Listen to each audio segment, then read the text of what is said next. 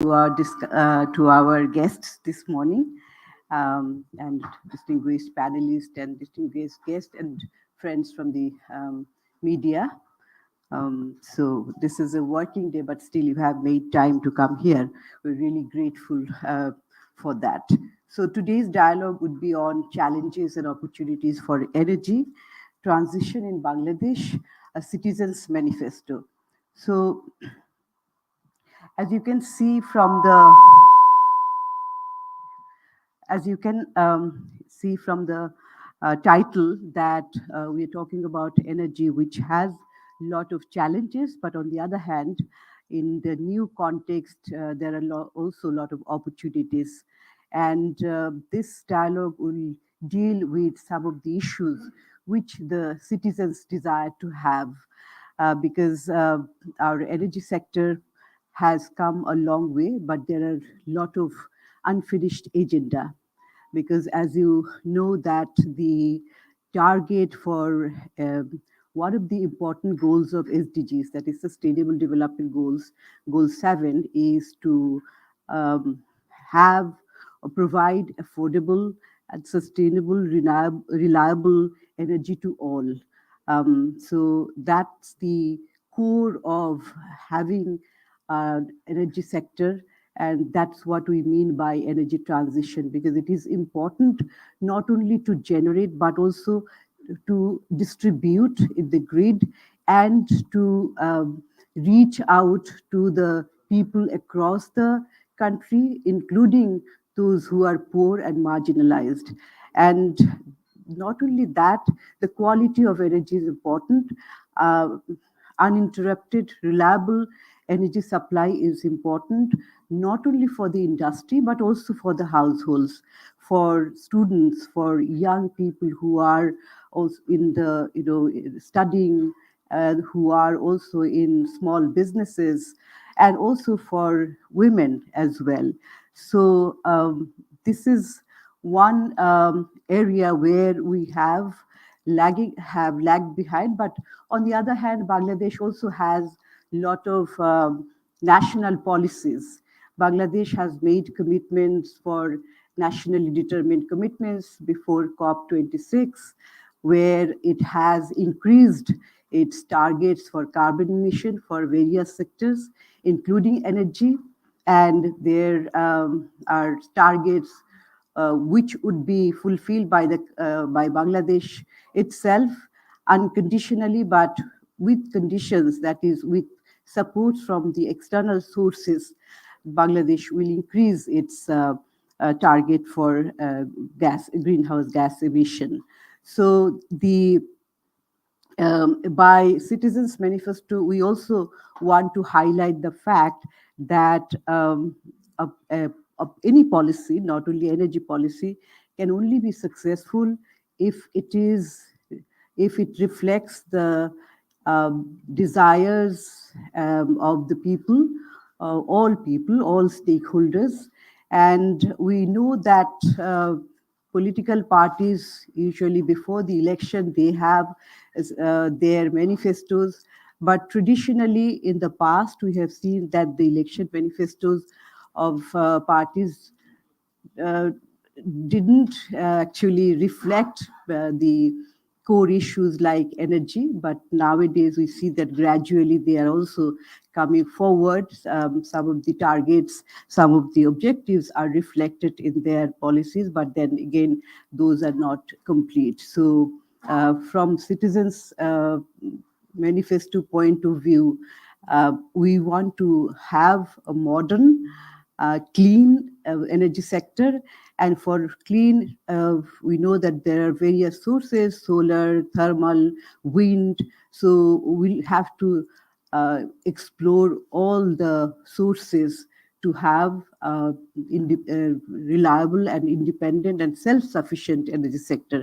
Because one of the important debates in the energy sector in Bangladesh, which CPD and along with other energy experts, we have been highlighting that even if you generate, if it does not go into the grid, in the absence of a uh, modern, distribution channel, distribution system, it does not reach, it doesn't mean much. And also depending on the demand, we have not been able to explore our own sources for energy, supply in Bangladesh. So that's why we have to be reliable on the external sources, which is very expensive at times. So these are some of the issues which we will reflect in the presentation. And this presentation is also based on the discussions with members of political parties, members of the civil society, and also experts. So with their along with their views and on the basis of CPD's research, this presentation has been made by um, many CPD colleagues led by Dr. Khundukar Ghulam Moazem. So he will make the presentation, but we are very happy that we have a set of distinguished panelists who are really expert on this field and have been working on this issue for a long time. We have Mr. Shafiqul Alam, Lead Energy Analyst, Institute for Energy Economics and Financial Analysis. We have Mr. Abul Kalam Azad, Manager, FGG III, ActionAid, Mr. Hassan Mehdi, Chief Executive, Coastal Livelihood and Environmental Action Network, CLEAN, Mr. Muhammad Shariar Ahmed Chaudhary, Director, Center for Energy Research, United International University, and we have Dr. Tamim M. Tamim, Professor and Dean of Chemical and Materials Engineering Faculty, BUET, and former Special Assistant to the Chief Advisor. We also have a guest of honor, one of our distinguished guests, Mr. Muhammad Hussain. He will reach anytime soon. Mr. Muhammad Hussain is the Director General, Power Cell, Power Division, Ministry of Power, Energy and Mineral Resources, Government of Bangladesh. And we will have our chief guest, Mr. Tanvi Shakil Joy, Member of Parliament, Member Parliamentary Standing Committee on Ministry of Power, Energy and Mineral Resources. So without further ado, I think I would invite Dr. Khundukar Ghulam Moazem, who is the Research Director of Center for Policy Dialogue, to make his presentation. So over to you, Moazem. Thank you. If you allow me, I would like to deliver the presentation in Bangla. So since the presentation with you in English, I hope that you could allow me to present it in Bangla. আমাদের আজকের প্রেজেন্টেশনের বিষয়টি হলো রাজনৈতিক দলগুলোর বাংলাদেশে বাংলাদেশে জ্বালানি রূপান্তরে রাজনৈতিক দলগুলোর দৃষ্টিভঙ্গি, নির্বাচনী ইশতেহার এবং নাগরিক সমাজের ইশতেহার। এই হচ্ছে আমাদের আজকের এই প্রেজেন্টেশনের টাইটেল। এবং আমার এই স্টাডি টিমে আমার সঙ্গে ছিলেন মিস হেলেন মাসিয়াত প্রিয়তি, আপনারা যদি একটু দাঁড়ান, মিস্টার মাশফিক আহসান হৃদয়, তারা তিনজন পিছনে আছেন, এবং মিস্টার ফারদিন কবির, তারা তিনজন আমার তিন কলিগ পিছনে দাঁড়িয়ে আছেন। ওকে, থ্যাংক ইউ ফর ইউ। আমরা আজকের প্রেজেন্টেশনে মূলত রাজনৈতিক দলগুলোর ইলেকশন ম্যানিফেস্টো নিয়ে আমরা আলোচনা করতে চাই, এবং we like to focus on the election manifestos of the political parties on energy transition. So where we like to provide a comparative analysis, যেখানে আমরা রাজনৈতিক দলগুলোর পূর্বের যে ইলেকশন ম্যানিফেস্টো গুলো ছিল that we like to compare, as well as এবার যে ইলেকশন হলো সেখানে যে রাজনৈতিক দলগুলো অংশগ্রহণ করেছে সেই ইলেকশন ম্যানিফেস্টোর জায়গাটিতে we like to compare যে the political parties who participated in this year's election and their election manifestos, how much those focused on energy and power, that we also like to focus. আমরা আসলে এর বাইরে নির্বাচনের পূর্বে আমরা রাজনৈতিক দলগুলোর ইলেকশনের এনার্জি ইস্যু নিয়ে আমরা তাদেরকে জিজ্ঞেস করেছিলাম। So we also did another separate study on political parties' perspective on energy transition before the election. So that we also partly presented here. And finally, we like to present the Citizens Manifesto in a sense that we interviewed a good number of civil society leaders who work on the energy and the power sector. সেই ধরনের নাগরিক সমাজের সাথে আমরা যে কথা বলেছিলাম জ্বালানি রূপান্তর নিয়ে, তো তাদের ভিত্তিতেও তাদের পার্সপেক্টিভ গুলো আমরা এখানে তুলে ধরে আমরা নতুন যে সরকারটি এসছে তাদের আসলে কোন কোন জায়গাগুলোতে হাইলাইট করা দরকার তাদের আগামী দিনের কর্মকাণ্ডে, সেই বিষয়গুলোকে আমরা তুলে ধরতে চাই। So we like to present that what should be the key agenda for a new government in terms of energy transition in the country, so that we also like to present. So এর বাইরে আমরা national plans এবং পলিসির একটা comparative assessment এখানে আমরা আপনাদের কাছে দেব। সেখানে এনডিসি, আইপিএমপি এবং মুজিব ক্লাইমেট প্রসপারিটি প্ল্যান, এইগুলোর একটা কম্পারেটিভ অ্যানালাইসিস আপনাদের কাছে দেব, এবং সেটার সাথে আমাদের যে সিটিজেন্স ম্যানিফেস্টো তার একটা কম্পারেটিভ পার্সপেক্টিভও আমরা আপনাদের কাছে তুলে ধরতে চাই। সো আপনারা জানেন যে সবসময় জ্বালানি, বিদ্যুৎ এবং জ্বালানি একটি গুরুত্বপূর্ণ রাজনৈতিক ইস্যু। অবশ্যই এটা একটা অর্থনৈতিক ইস্যু, কিন্তু এটা গুরুত্বপূর্ণ একটি রাজনৈতিক ইস্যুও বটে। এবং সাকসেসিভ গভর্নমেন্টগুলো সাকসেসিভ ইলেকশনের সময় এই জ্বালানি এবং বিদ্যুতের বিষয়টি একটি গুরুত্বপূর্ণ এজেন্ডা সবসময় হয়েছে, এবং নির্বাচনের ক্ষেত্রে একটা গুরুত্বপূর্ণ নিয়ামক হিসেবেও কাজ করেছে এই বিষয়টি। এবং সেক্ষেত্রে এবারের যে ইলেকশন হয়েছে সেখানেও আমরা দেখেছি যে দলটি সরকারে আছে এবং যারা অপোজিশনে রয়েছে তারাও এই জ্বালানির বিষয়টিকে যথেষ্ট গুরুত্ব দিয়েছে in terms of setting their election manifesto. So we saw that in the newly elected government and the opposition parties have put emphasis on the power and energy related targets in their election manifesto. That you also look into it. এদিক থেকে আমাদের যেটি ধারণা যে আগামী দিনগুলোতেও এই energy transition ইস্যুটা একটা গুরুত্বপূর্ণ বিষয় থাকবে, এবং এই জায়গাটিতে আমরা মনে করি যে সিভিল সোসাইটি একটা গুরুত্বপূর্ণ ভূমিকা পালন করছে। Civil society plays a very important role to sensitise and aware among the major stakeholders, policymakers, government officials, development partners, workers, citizens. But they are keep them aware about the key issues related to the energy transition in the country. So সেই জায়গাতে তারা একটা গুরুত্বপূর্ণ ভূমিকা পালন করেছে। যেটা আমি বললাম যে সিপিডির পক্ষ থেকে গত অক্টোবর থেকে আমরা বেশ কিছু পাবলিকেশন করেছি। এই জায়গায় আপনারা পাবলিকেশনের ছবিগুলো দেখতে পাচ্ছেন। এই পাবলিকেশনগুলো গত 4-5 মাসে আমরা করেছি। সেইগুলোর ভিত্তিতে আজকের এই প্রেজেন্টেশনটি আমরা আপনাদের কাছে তুলে ধরছি। এর একটি হলো energy transition for addressing energy crisis in Bangladesh, perception of political parties. আরেকটা হলো citizens manifesto on energy transition, and finally a regular quarterly brief, currents of change. এই ব্রিফটিও আমরা এখানে আপনাদের এইগুলোর কপি আপনারা ওয়েবসাইটে, আমাদের ওয়েবসাইটে অ্যাভেলেবল রয়েছে। ইলেকশন ম্যানিফেস্টোতে পলিটিক্যাল পার্টিগুলো কি বলেছে, what did the political party said in their election manifesto? You see a comparative picture here. আমরা আপনাদের কাছে এখানে একটা টেবিল দিয়েছি যেখানে কি important energy and power related issues are mention and which manifestos have highlighted how and what, যেটা আমরা এখানে দেখেছি। এখানে প্রিভিয়াস 3টে ইলেকশনকে আমরা হাইলাইট করেছি, 2008, 2014 and 2018, এবং সেখানে আমরা কোন পার্টি কোন বিষয়গুলোকে নিয়েছে। এখানে তিনটে গুরুত্বপূর্ণ দল, আওয়ামী লীগ, বিএনপি এবং জাতীয় পার্টির ম্যানিফেস্টোকে আমরা তুলে ধরতে চেয়েছি। যদিও বিএনপি 2014 সালে ইলেকশনে পার্টিসিপেট করেনি, কিন্তু তারপরেও তাদের যেহেতু দৃষ্টিভঙ্গি রয়েছে সেই জিনিসগুলো আমরা এখানে তুলে ধরতে চেয়েছি। আমরা যেটা দেখেছি যে সব গভর্নমেন্টের ক্ষেত্রেই তাদের জন্য generation is a major agenda, power generation is a major agenda, irrespective of the political parties in setting the agenda in the election manifesto, এবং সেটাও আসলে ওভারওয়েলমিংলি ফসিল ফুয়েল বেসড, সেটা আমরা এখানে দেখেছি।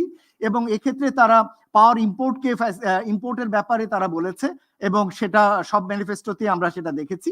এবং import of LNG and fuel oil was emphasized in the Awami League manifesto in earlier cases, আমরা সেটা দেখেছি। রিনিউয়েবল এনার্জি বা ক্লিন এনার্জি খুব বেশি আমরা আগের ম্যানিফেস্টোগুলোতে উল্লেখ দেখিনি, যদিও কিছুটা উল্লেখ আমরা পাই, কিন্তু সেটা খুব major source of energy mix হিসেবে আমরা we didn't find it as a major source of energy mix in the earlier agendas with regard to the renewable energy.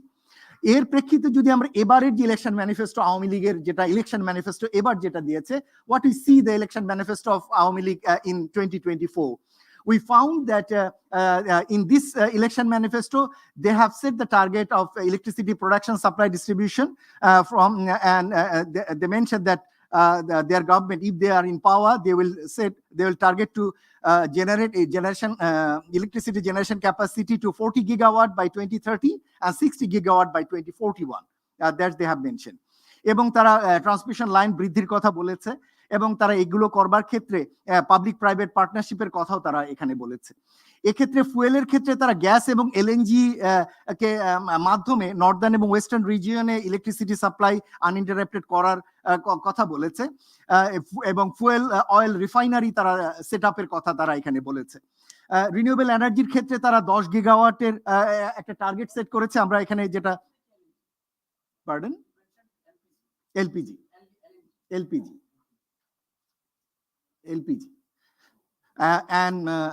and renewable energy production, supply এবং ডিস্ট্রিবিউশনের ক্ষেত্রে 10 gigawatt ইলেকট্রিসিটির একটি target set করা হয়েছে এবং সেক্ষেত্রে যে ধরনের ট্রান্সমিশন লাইন দরকার, গ্রিড লাইন দরকার, সেটা তারা ডেভেলপমেন্ট করবার জন্য তারা কাজ করবেন সেটা। এবং import of hydro power from Nepal and Bhutan is also bin emphasized here. And also, thankfully, they mentioned retirement of the rental and inefficient power plants is also mentioned in this document. সেটা আমরা এখানে দেখতে পাচ্ছি। তবে very surprisingly, we see that coal has got an importance in the election manifesto. They said that exploration of coal could be one way to address the energy deficiency, যেটা আসলে তাদের আগের পজিশন থেকে কমপ্লিটলি রিভার্স একটা position বলে আমাদের কাছে মনে হচ্ছে। অন্যদিকে যদি জাতীয় পার্টির আমরা ইলেকশন ম্যানিফেস্টো দেখি তাহলে আমরা সেখানে দেখতে পাই যে তারাও আনইন্টারাপ্টেড ইলেকট্রিসিটি এবং কোয়ালিটি ইলেকট্রিসিটির কথা তারা বলছেন। তারাও ট্যারিফ গ্যাস এগুলো গ্র্যাজুয়ালি বৃদ্ধির ব্যাপারে তারাও বলছেন প্রয়োজন হতে পারে এবং কান্ট্রি ওয়াইড সাপ্লাই অফ গ্যাসের ব্যাপারে তারা এখানে উল্লেখ করেছেন। রিনিউয়েবলের ব্যাপারে তারা ইনিশিয়েটিভ নেবেন সেটা তারা বলছেন এবং regional cooperation for renewable energy trading সেটাও তারা এখানে উল্লেখ করেছেন, আমরা এখানে দেখতে পাই। এদিক থেকে যদি আমরা এই দুটো মূল পার্টির যদি আমরা ইলেকশন ম্যানিফেস্টো দেখি তাহলে বেশ কিছু ইম্পর্টেন্ট ইস্যুর আমরা এখানে উল্লেখ দেখছি না। যেমন সাবসিডি বা ক্যাপাসিটি পেমেন্টের মতো issue absent in the manifesto. ঠিক একইভাবে আমরা ডোমেস্টিক গ্যাস এক্সপ্লোরেশনের বিষয়টিও কিন্তু আমরা didn't find much importance in Awami League manifesto. Renewable energy পার্শ্ববর্তী দেশগুলোতে আনার কথা বলা হয়েছে, কিন্তু এক্ষেত্রে একটা রিজিওনাল ফ্রেমওয়ার্ক প্রয়োজন হবে, সেটা হয়তো আগামী দিনে সর্ট আউট করবার বিষয় দাঁড়াবে। একই সাথে আমরা এখানে এনার্জি ট্রানজিশনের যে গোল সেই বিষয়গুলো আরো উল্লেখ থাকা এবং রিনিউয়েবল এনার্জি পলিসি যেটা ড্রাফট স্টেজে আছে সেটা অ্যাপ্রুভ করার বিষয়টি আমরা আসলে দেখিনি। জাতীয় পার্টির ক্ষেত্রে আমরা যেটা দেখতে পাচ্ছি যে তারা তাদের ইলেকশন ম্যানিফেস্টোতে ট্রান্সমিশন ডিস্ট্রিবিউশন নিয়ে তেমন একটা উল্লেখ তারা করেননি এবং সেই জায়গাটিতে ক্লিন এনার্জির ক্ষেত্রে খুব তারা কোনো টার্গেট বা প্ল্যানের কথা তারা সেখানে সেট করেননি বলে আমরা এখানে দেখতে পাচ্ছি।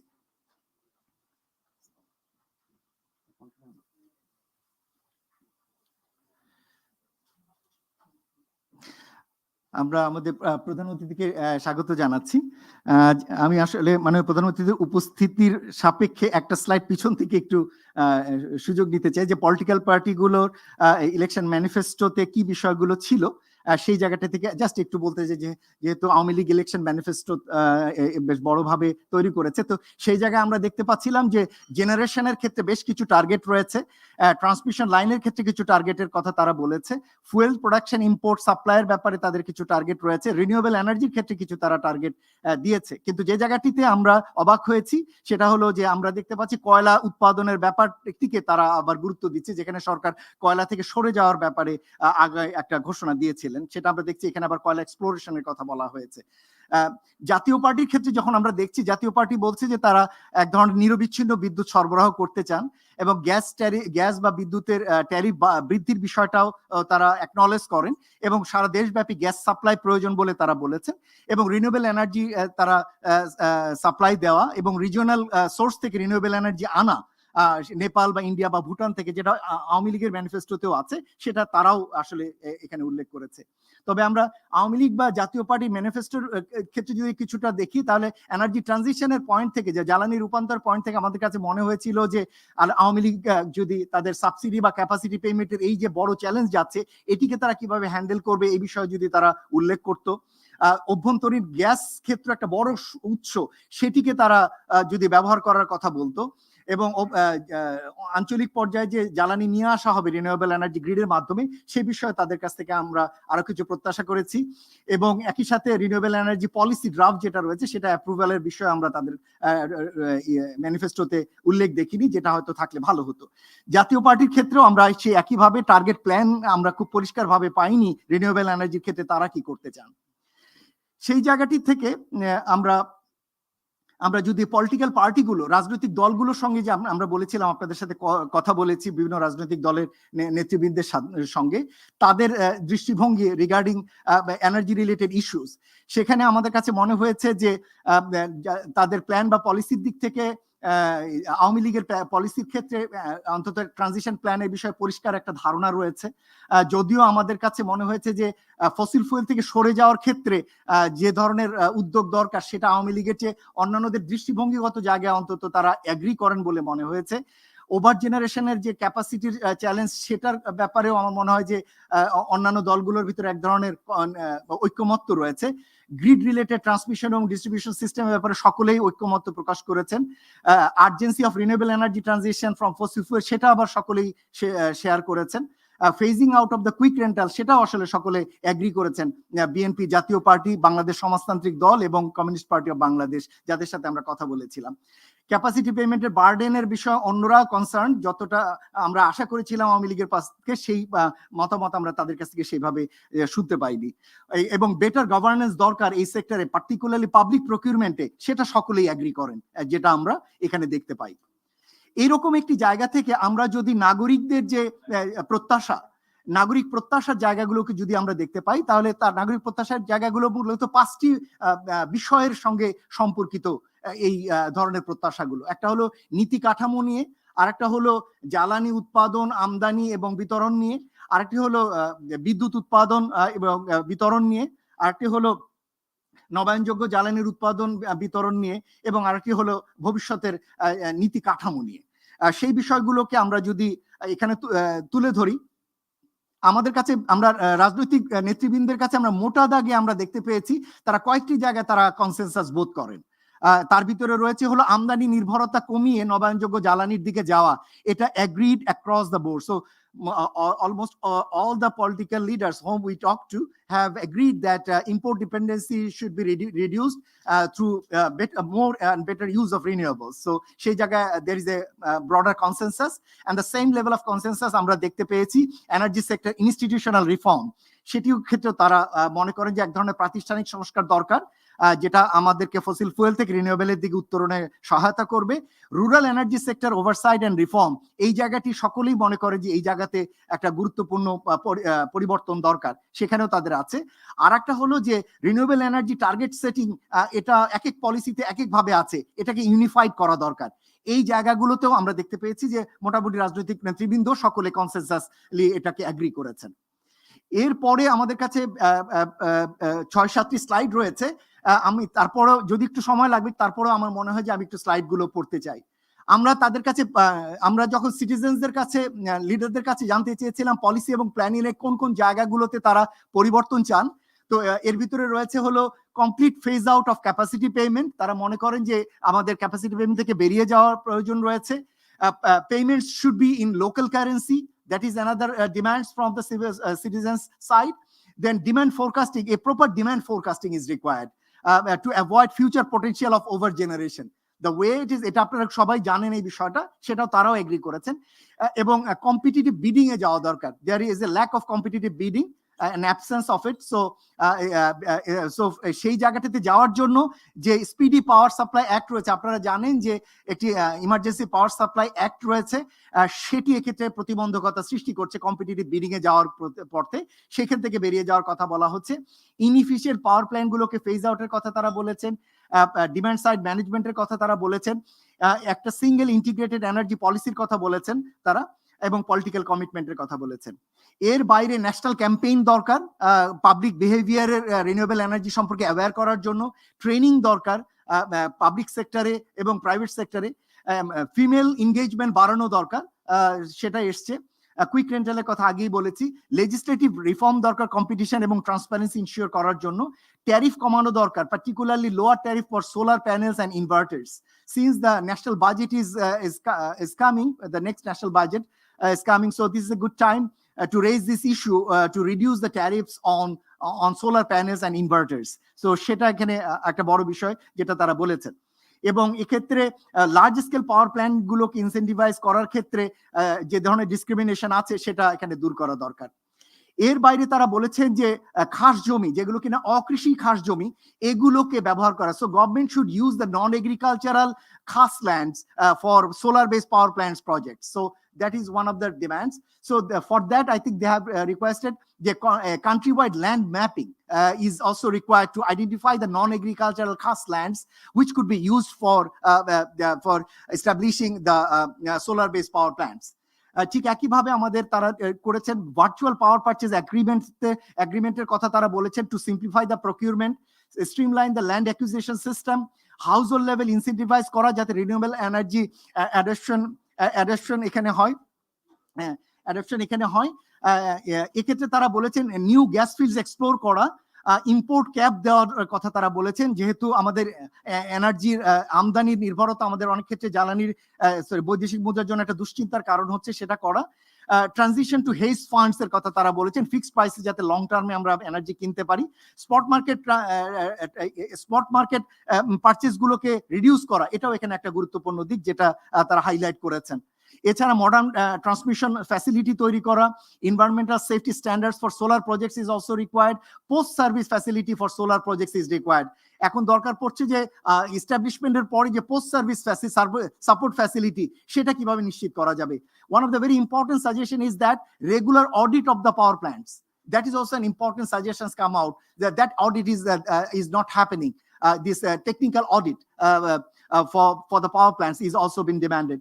The net metering system introduce kora, multi-buyer model introduce kora, auction market introduce kora, পল্লী বিদ্যুৎকে সুযোগ করে দেওয়া রিনিউয়েবল এনার্জি পারচেজ করবার জন্য, সেই ধরনের বিষয়গুলো তারা এনেছেন।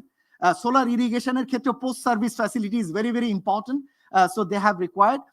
Then mini grid and microgrid is also been mentioned. Biomass and biogas technology use, land acquisition for rural power plants is also mentioned, and integrated household renewable energy is also mentioned. International climate fund ব্যবহার করার কথা এসছে, vulnerable group কে project planning এ ব্যবহার করার কথা বলা হয়েছে, এবং এছাড়া আরো যেগুলো রয়েছে তার ভিতরে রয়েছে হলো ট্রান্সমিশন ফ্যাসিলিটি গুলোকে, রিনিউয়েবল এনার্জি যাতে ট্রান্সমিশন ফ্যাসিলিটিতে যেতে পারে সেই ধরনের একটা ট্রান্সমিশন সিস্টেম ইমপ্রুভ করা বা তৈরি করা বাংলাদেশে, এটা জরুরি, সেটার কথা তারা বলেছেন। পার্টনারিং করার কথা বলছে রিনিউয়েবল এনার্জির ক্ষেত্রে, ইন্টারন্যাশনাল যেগুলো রিনাউন্ড কোম্পানি রয়েছে লাইক টেসলা, এই ধরনের কোম্পানির সঙ্গে আমরা পার্টনারিং করতে পারি কিনা, weather Bangladesh company could go for partnering with renewable energy, renowned international renewable energy companies like Tesla, so that also being mention by the citizen side. Also expand EV charging infrastructure, then technology transfer, foster technology transfer, biogas facility, participatory planning, one-stop service for the investors to reduce the bureaucratic process, সেটাও আসলে তারা উল্লেখ করেছেন। এছাড়া negotiation skill বাড়ানোর কথা বলেছেন, কেননা ইন্টারন্যাশনাল ক্লাইমেট ফান্ড থেকে আমাদের ফান্ড পাওয়ার ক্ষেত্রে negotiation skill is very very important for the bureaucrats, so they have highlighted that, and also negotiate agreements with EU and USA for technology transfer at a discounted rate. So that is also been mentioned regarding the renewable energy, সেটা এখানে বলা হয়েছে।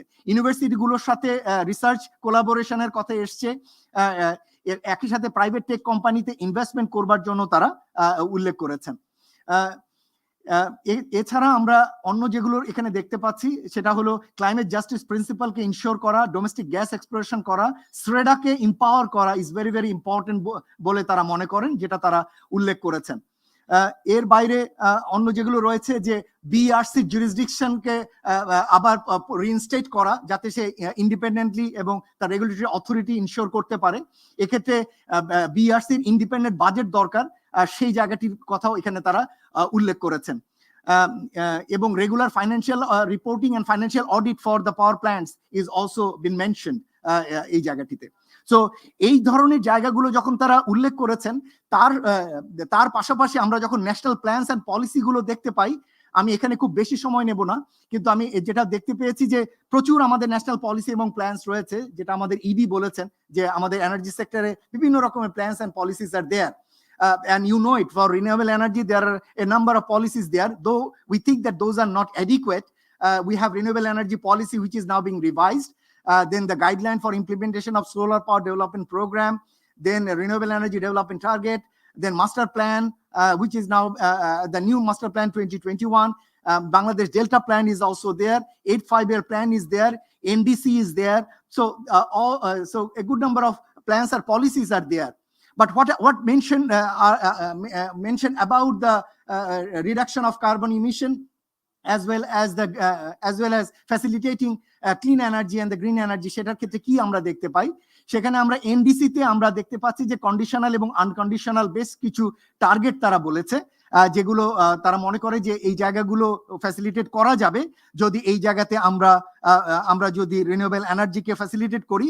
একই সাথে অবশ্য কোলের কথাও বলা আছে, কম্বাইন্ড সাইকেল গ্যাসের কথাও সেখানে উল্লেখ রয়েছে।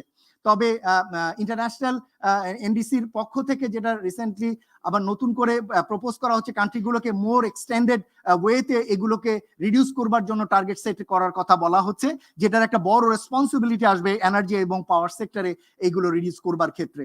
এরপরে যদি আমরা মুজিব ক্লাইমেট প্রসপারিটি প্ল্যানে যাই, মুজিব ক্লাইমেট প্রসপারিটি প্ল্যানে কিন্তু সুন্দরভাবে বেশ কয়েকটা সিনারিও দেওয়া আছে, business as usual scenario, Mujib climate prosperity plan and maximized Mujib climate prosperity plan. সেগুলো বিবেচনা করলে কিন্তু 2040-তে 41-40% যে রিনিউয়েবল এনার্জি টার্গেট, সেটা কিন্তু অ্যাচিভ করার টার্গেট সেখানে কিন্তু বলা হয়েছে, যেটা আমরা এখানে দেখতে পাচ্ছি। সেই জায়গা থেকে যখন আবার আইপিএমপিতে আসছি, সেখানে আবার আমরা দেখতে পাচ্ছি যে এনার্জির ক্ষেত্রে টার্গেটগুলো আবার অন্যভাবে এখানে ডিফাইন করা হয়েছে। আমি এখানে আইপিএমপি খুব বেশি উল্লেখ করব না। আমরা দেখতে পাচ্ছি রিজার্ভ ক্যাপাসিটি এখনো উচ্চ মাত্রায় সেট করা আছে এই নতুন আইপিএমপিতে। 20% রিজার্ভ ক্যাপাসিটি বাই 2050 ধরা আছে। আমি জানি না কেন এত উচ্চ সেই সময় পর্যন্ত 2050-তে কেন প্রয়োজন হবে, এবং 2030-তে 30% টার্গেট সেট করা আছে, যেটা consider to be quite high. Fuel মিক্সের ক্ষেত্রে আমরা দেখতে পাচ্ছি যে আমরা এখানে বিভিন্ন ধরনের নতুন টেকনোলজি ব্যবহারের ইঙ্গিত দেওয়া আছে, বলা হয়েছে অ্যামোনিয়া এবং হাইড্রোজেনকে ব্যবহার করা হবে আগামীতে কয়লা এবং গ্যাসের সঙ্গে মিলে আগামীতে জ্বালানি উৎপাদনে, যেটার ব্যাপারে আমরা বিভিন্ন স্টাডি যেগুলো দেখতে পাই, সেখানে আবার সেটার ব্যাপারে আমরা দেখতে পাই যে অল্টারনেট ভিউজ আর দেয়ার, যে দোজ উইল বি কস্টলি, এবং তার চেয়ে renewable energy will be much cheaper. আমরা একটু পরে সেই জায়গাটিতে আমরা ফিরে যাচ্ছি, একটু পরে আপনাদের সেই কথাটি বলছি।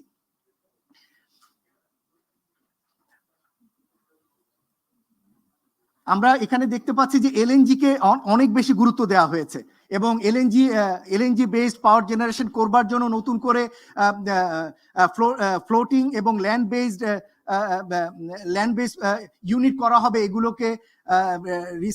এগুলো যাতে আমরা এখানে রিসাইকেল করে যাতে ব্যবহার করতে পারি, আমরা এগুলোকে রিঅ্যারেঞ্জ করে যাতে ব্যবহার করতে পারি, সেই ব্যাপারে উল্লেখ করা হয়েছে। এবং সে কারণে প্রচুর বিভিন্ন ধরনের নতুন ইউনিট সেট করা হবে এলপি পেট্রোলিয়ামের জন্য, অ্যাজ ওয়েল অ্যাজ এলপিজির জন্য এবং এলএনজির জন্য। আমরা দেখতে পাচ্ছি যে নতুন ধরনের বিভিন্ন ধরনের সেট আপের কথা এখানে বলা হয়েছে, যেটা আমরা এখানে দেখতে পাই। যেটা আমরা কষ্ট পেয়েছি এই জায়গাটিতে নতুন মাস্টার প্ল্যানে, যেখানে মাননীয় প্রধানমন্ত্রী বলেছিলেন যে 40% রিনিউয়েবল এনার্জি থেকে আসবে, সেখানে আমরা দেখতে পাচ্ছি যে আইপিএমপিতে মাত্র 8.8% টার্গেট সেট করা হয়েছে 2041 সালের ভিতরে রিনিউয়েবল এনার্জির জন্য, যেটা মোটেই মাননীয় প্রধানমন্ত্রীর ঘোষণার সঙ্গে সাযুজ্যপূর্ণ নয়।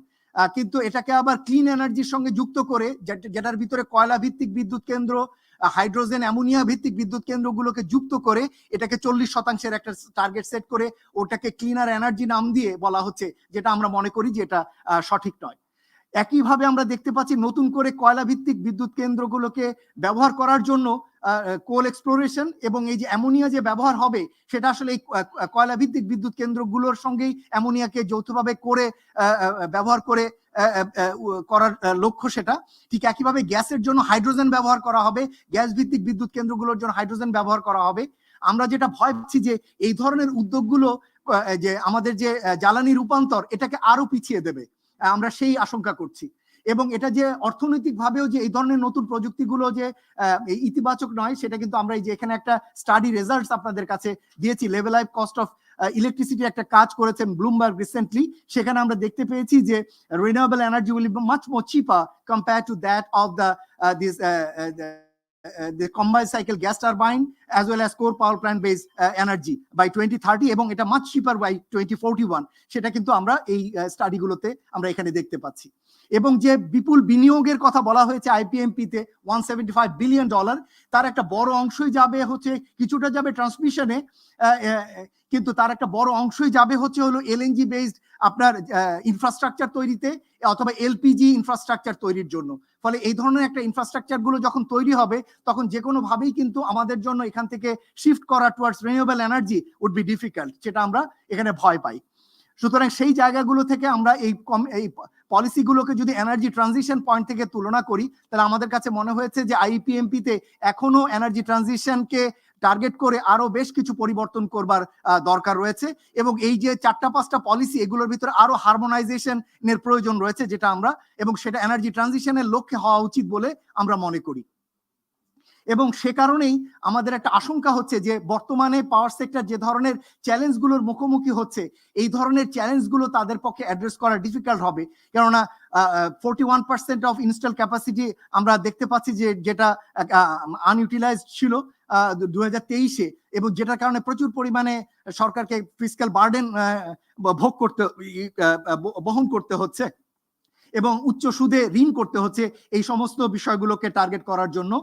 আবার একইভাবে আমরা দেখতে পাচ্ছি ইনএফিশিয়েন্ট প্ল্যানিং এর সমস্যা রয়েছে। ট্রান্সমিশন ডিস্ট্রিবিউশন সিস্টেমগুলোকে আমরা এখানে দেখতে পাচ্ছি যে সেটা এখনো সেইভাবেই রাখা। আমরা একটা ভয় পাচ্ছি এখানে, যেখানে সাউদার্ন এবং নর্দার্ন পার্টের যে জায়গাগুলোতে ট্রান্সমিশন ডিস্ট্রিবিউশনকে নিয়ে যাওয়া হচ্ছে, যেখান থেকে কোস্টাল পার্ট, পার্টিকুলারলি কোস্টাল পার্টে যেখানে নতুন করে এলপিজির ইউনিটগুলো করার প্ল্যান করা হচ্ছে, যেগুলো আসলে কিন্তু রিনিউয়েবলের জন্য অধিক উপযোগী, সেই জায়গাগুলোতে যদি এই ধরনের কোস্টাল বেল্টে যদি এই ধরনের প্ল্যানগুলো হয়, তাহলে কিন্তু আমাদের এই জায়গাগুলো রিনিউয়েবলের সুযোগগুলো হারাবে।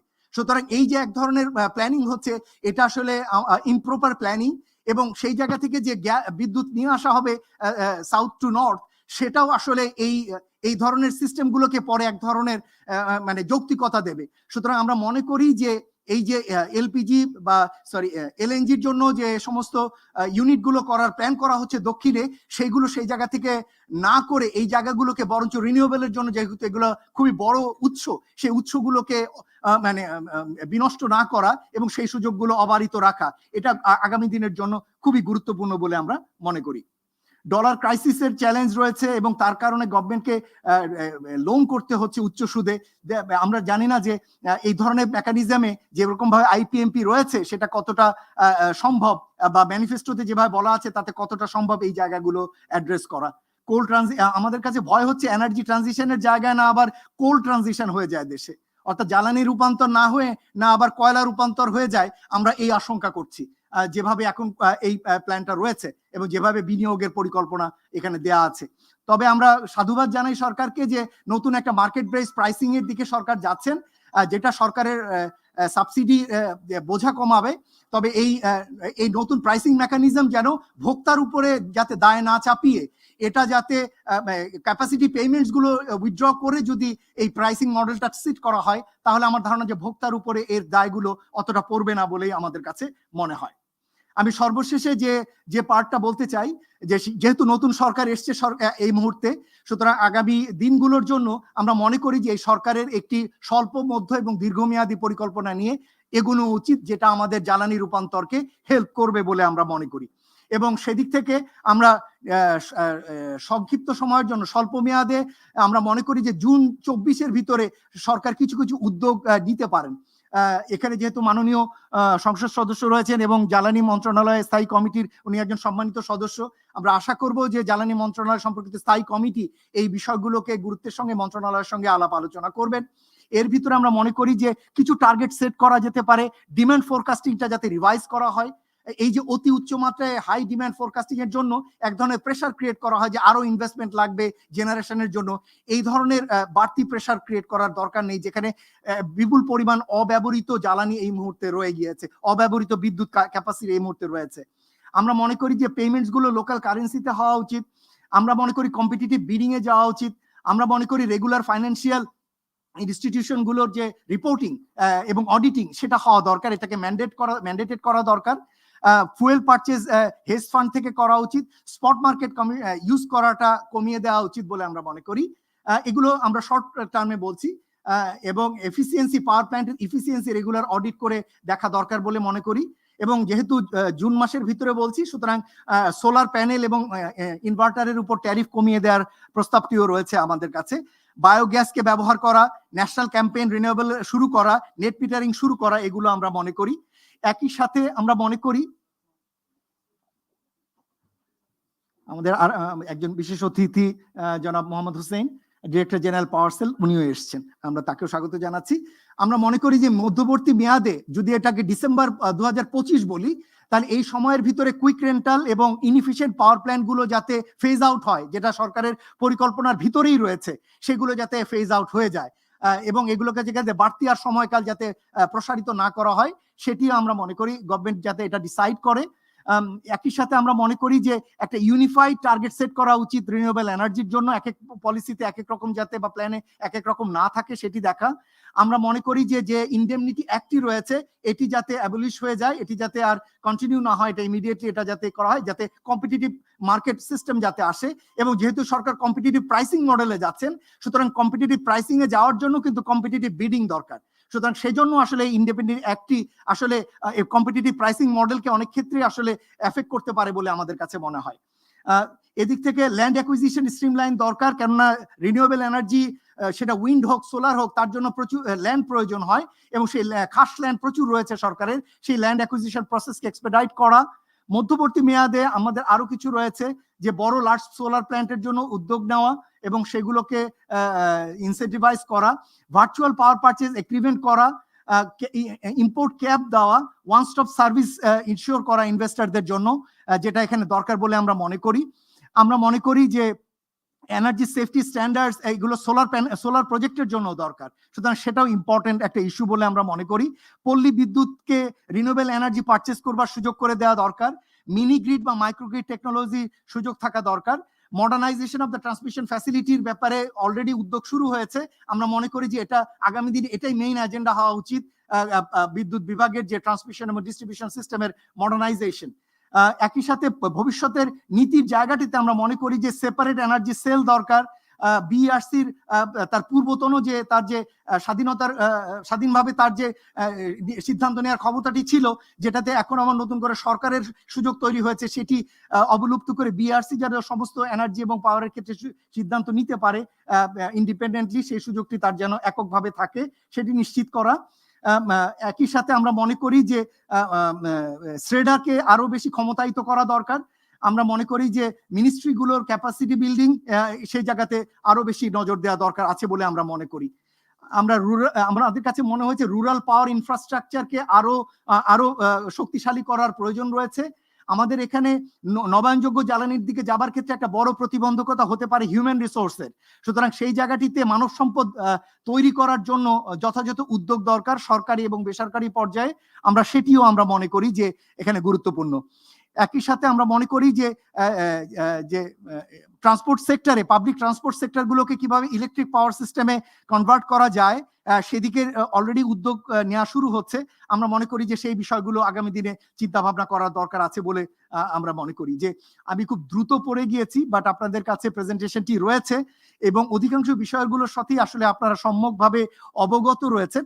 আমরা শুধুমাত্র আজকের অনুষ্ঠানটির সুবিধা নিয়েছি এ কারণেই যে নতুন একটি সরকার আসছে, আগামী দিনগুলোতে তারা যাতে জ্বালানি নিরাপত্তার জায়গায় এবং একই সাথে জ্বালানি রূপান্তরের জায়গায় যথাযথভাবে তারা যাতে পদক্ষেপ নেন এবং যাতে করে সিভিল সোসাইটি বা নাগরিকদের যে দাবিগুলো সব সময় থাকে সেগুলো যুথবদ্ধভাবে যাতে আমরা সরকারকে জানাতে পারি এবং সেই অনুযায়ী সরকার যাতে তার উদ্যোগগুলো আগামী দিনে নেন, that we actually looking forward to. So we have raised a long list of the pledges from the citizens side, which I think this new government could take into consideration, because this government will formulate new policies and plans with regard to energy security as well as energy transition. So we hope that they will take into cognizance of the citizens' demands while they go for formulating or undertaking new kinds of policies and measures in the power and energy sector. Thank you for your patient hearing. Thank you very much, Moazem. This was really an exhaustive presentation. I think it has covered almost all the issues which we deal with the energy sector. Okay. So meanwhile, I would like to welcome two of our guests. We have with us our chief guest of the session, Mr. Tanvi Shakil Joy, MP, Member Parliamentary Standing Committee on Ministry of Power, Energy and Mineral Resources. Welcome to our program. And we also have our guest of honor, Mr. Mohammed Hussain, Director General, Power Cell, Power Division, Ministry of Power, Energy and Mineral Resources, Government of Bangladesh. Welcome to our program. So as I was mentioning that Moazem's presentation has covered whole lot of issues. You have seen that from his presentation, it is we can we can highlight the importance of the energy sector, because energy sector is the important factor for our economic advancement, because this is a sector which is a strategic sector. Be it the industry, be it business, be it agriculture sector, be it health, education, all sectors functionality depend on the energy sector. So that is why an affordable and a reliable energy sector is important, that which we are highlighting again and again. And in the presentation you have seen a whole lot of recommendations in the immediate and medium term. One of the important highlights of the presentation is that the some of the important policies, for example, integrated energy and power master plan. So the targets which has been set for the renewable energy, clean energy, is not commensurate with the commitment of the government of Bangladesh, which was earlier reflected in the speeches of the high authorities of the government. So this is one area. So with only 8%, 8.8% of the renewable energy, we really may not be able to fulfill our objectives. Because I'm saying this is not only a domestic issue. You know that Bangladesh is going to be graduating from the least developed country to developing country in 2026. And following the graduation, when Bangladesh exports, you know that Bangladesh has a large export market, particularly the ready-made garment sector and many other sectors, pharmaceuticals, leather sector. So if these exports are not compliant in terms of clean energy, using clean energy and be energy efficient, then it will be very difficult to hold on to the markets where we are sending our products. Because after 2026, when we would be exporting to the European market or the North American market, there will be more stringent compliance. And these compliance are not only about labor issues or human rights issues or safety issues, but also on climate issues. And since the countries have their targets for net zero by 2050, so they are also not only cleaning their sectors within their domestic economies, but also from where they import, from with which countries they have trade relationship, economic relationships. So since we are part of this whole system, we also have to be compliant, otherwise we will not be able to hold on to our markets. That is one of the important factors which we will have to remember. And also that this is going to be more stringent. Many of you know that the European Union already has introduced something called carbon border adjustment measure, which is not applicable to the least developed countries, but once we graduate, this will be also applicable on our economy. And many studies have already shown that the impact of the CBAM measure is going to hurt the economies in terms of reducing their export or in terms of making the exports more expensive. So there are immediate and medium term challenges which we also have to take into account. So I would now go to our distinguished panelists. First, I would like to call upon Mr. Shafiqul Alam, who is the lead energy analyst, Institute for Energy Economics and Financial Analyst. So over to you, Mr. Shafiqul Alam. So you have 7 minutes. Okay. Thank you. Honorable Chief Guest, Chairperson of the session, Guest of Honor, Keynote Speaker, distinguished discussants and guests, media representatives. A very good morning to all of you. First, I would like to thank to the keynote speaker for a very comprehensive presentation. He touched upon a lot of issues, both problems, challenges, and what the government could do in the foreseeable future to streamline the power and energy sector that actually has been suffering from energy supply challenges, disruption led by global issue, and also due to the problems, our own problems, because of our increasing reliance on imported fossil fuel dependence. So before moving into that, I'd like to first say a few words on the positive aspects. Actually, when the government, this government, particular government, came to power back in 2009, so they were compelled, actually. It was the compulsion to increase the system capacity. There was no alternative to that because of the ever-increasing supply-demand gap of power capacity. So they rightly did that.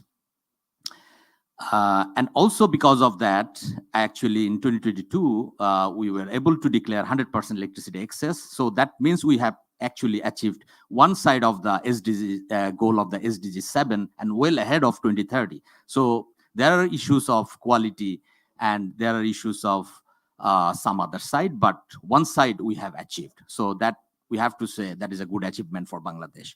On the other hand, despite the challenges that the country faced in last 1.5 years due to Ukraine-Russia crisis, and then the pent-up demand from the COVID-19 recovery. So we had, our industries actually faced several challenges due to the supply disruption. And even then, the Bangladesh Bureau of Statistics data shows industries have actually done very well. Their contribution to GDP has actually increased. So now if I come to the other dimension, that is the, challenges, our increasing reliance on import dependence, that is actually depleting our foreign currency reserve. And also, because of that, our average generation cost actually significantly increased. And that actually resulted in the significant revenue shortfall of the Bangladesh Power Development Board that was hoping 49,000 crore last year, the revenue shortfall of Bangladesh Power Development Board as a single buyer. So that eventually calls for different actions, and that is what actually discussed in today's presentation, many of the aspects. However, if I look into the manifesto, so one of the important aspect I see, energy efficiency, although power plant audit is mentioned, but comprehensive energy efficiency, that is to some extent missing. Because we are import dependent and we need to be efficient, our industries, particularly RMG, they have the target of emission reduction by the buyers, from the buyer's side, and also they need to be internationally competitive. So energy efficiency has a significant role. So that side is missing. We have some policies, for example, energy efficiency conservation master plan, but policy instruments, there we have some lagging. For instance, we have energy audit regulations, but we are yet to enforce energy audits in the large, designated consumers. So if we can do that, we will have good database, and that will help us enhance energy efficiency on the demand side. And then we also have, for example, I was actually involved in the energy audit regulation process. I was the task lead for developing that regulation, and I was also the task lead for energy efficiency standards and leveling regulation. Unfortunately, energy efficiency standards and leveling regulation that was we prepared back in 2017, it is yet to be approved. If I am not wrong, because I had the data of a couple of months back, then at that time I knew that it was not approved.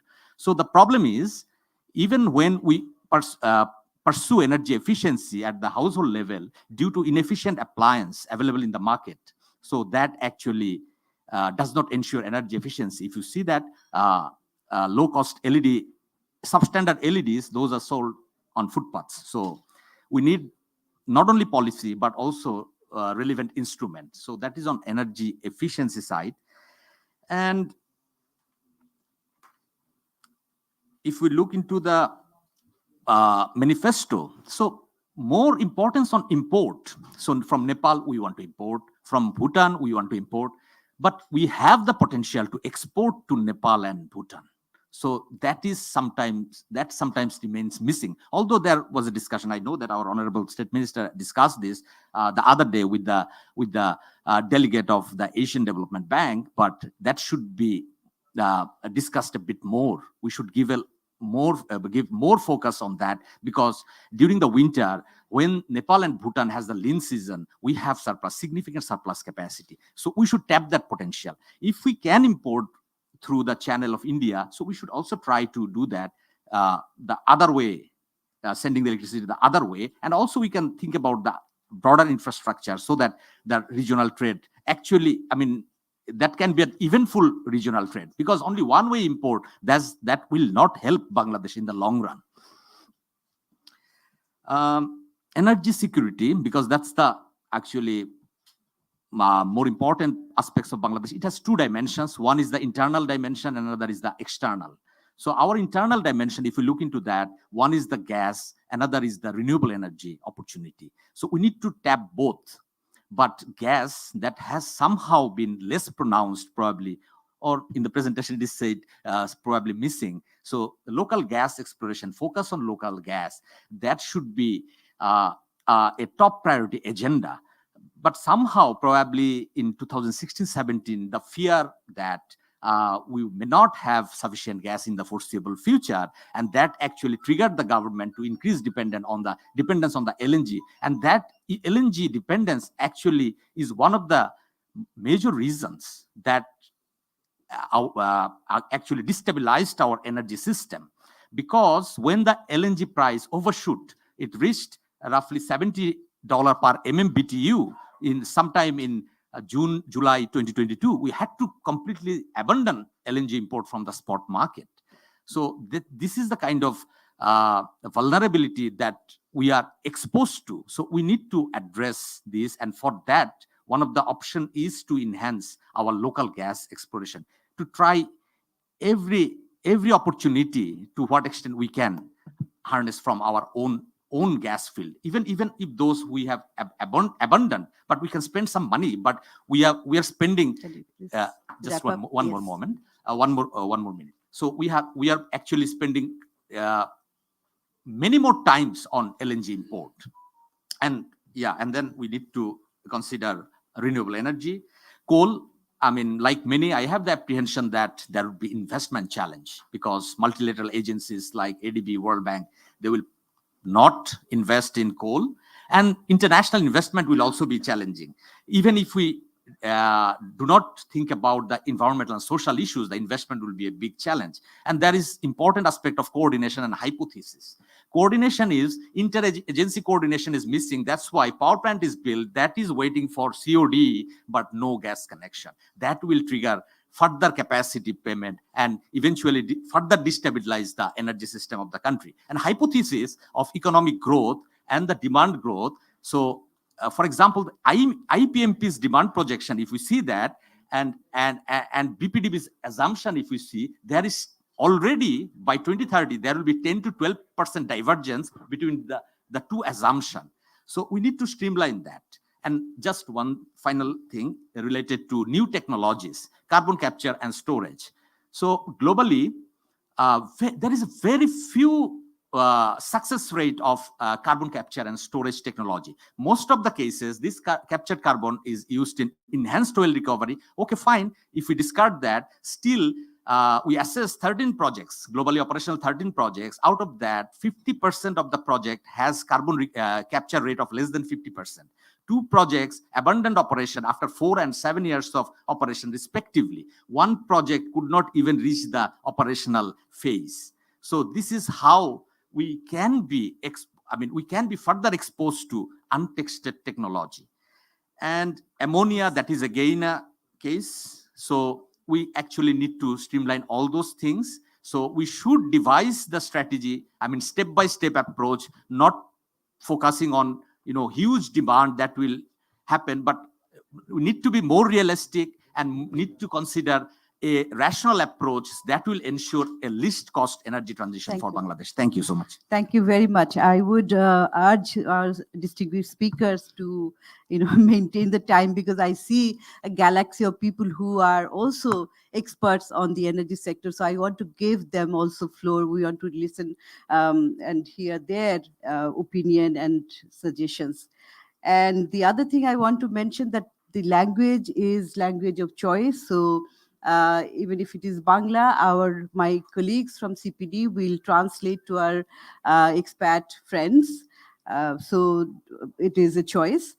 So I would now like to request Mr. Mohammad Abul Kalam Azad, who is a manager, Just Energy Transition, Resilience and Climate Justice, Action Aid Bangladesh. Over to you. 7 minutes, please. Yeah. Thank you, Opa. And my respect to the honorable guest and speaker and presenter, Mr. Muazzem Bhai. So I appreciate CPD, the issue they articulated, political party perception. That's very important. I want to say political party decision, actually. At the end of the day, the decision comes from political parties or political decision. So politics and political party is very important regarding any decision of the country and any plans, policies. So the manifesto of political parties is very important regarding the issue. Before to go the main issues, I want to mention a fact that in back 2005 in Unical Affairs, So Unical is a 100 years old American company. It's, I think, very one of the biggest corporate of the world. So they bid for changing their ownership, and Chinese state-owned company CNOOC bid $18.5 billion. And then some congressmen, particularly from Republican Party, they raised the issue in the parliament. And then the parliament or political parties handled the issue. And finally, Chevron offered $16.5 billion. So the issue mainly was that at that time, Unocal has 1.5 billion equivalent barrel of oil in their reserve, so that US authority didn't agree to hand over this resource to the Chinese government. So finally, the US government approved the bid from Chevron, $16.5 billion US dollar. So, and the New York Times, big headline, the capitalist, capital nearly speechless on big Chinese bid. So there's always market not decided the issue. The decision comes from politics. And energy particularly is a very strategic and political goods, And the relation of supply and demand of energy is just opposite. So global demand of energy is increasing and supply of fossil fuel is decreasing. So today or tomorrow, we must transform or transit our energy sector. We must decrease our dependency on fossil fuel. There is no alternative option at our hand. So our government, our political parties should understand clearly the global trend of the energy sector. And then they should take decision what they should go. And our policies and plans is not consistent. For example, here in Muazzam Bhai presentation mentioned that the government plan is 2030 to produce 40 gigawatt of energy. But if you see the BPDB plans, in 2027, they will produce 47 gigawatt of electricity. So it's completely inconsistent plan. And if you see the other plans where mentioned energy issues, there is no consistency because of we don't have any guideline, national guideline or national policy to guide the energy sector. So that first of all, I think our political parties and government should think to develop a guideline, a policy that can guide our energy sector and renewable sources, particularly that mention IPMP, Mujib Climate Prosperity Plan, 8-year plans, our vision, so many policies, Delta Plan mentioned renewable energy or energy contribution.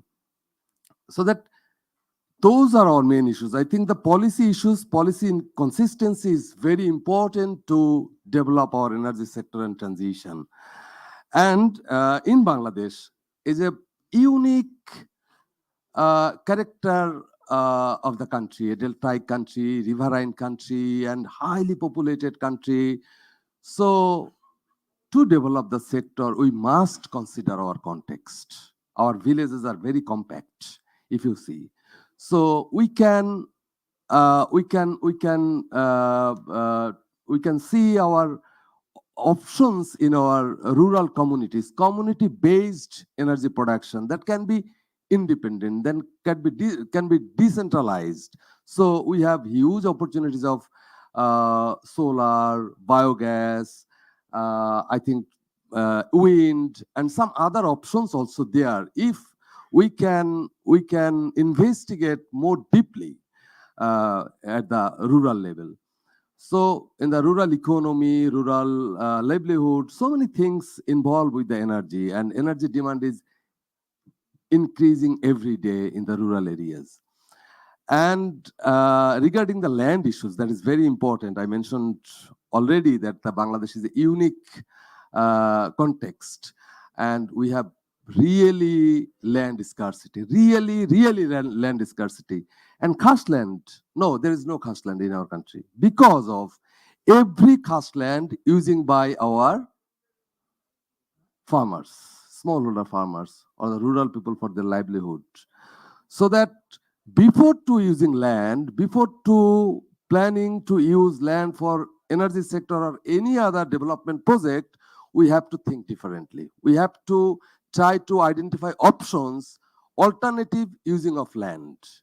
So that I think rural community level, I think there are so many options. Recently, I have a proposal to the government and on our Ministry of Environment and Climate.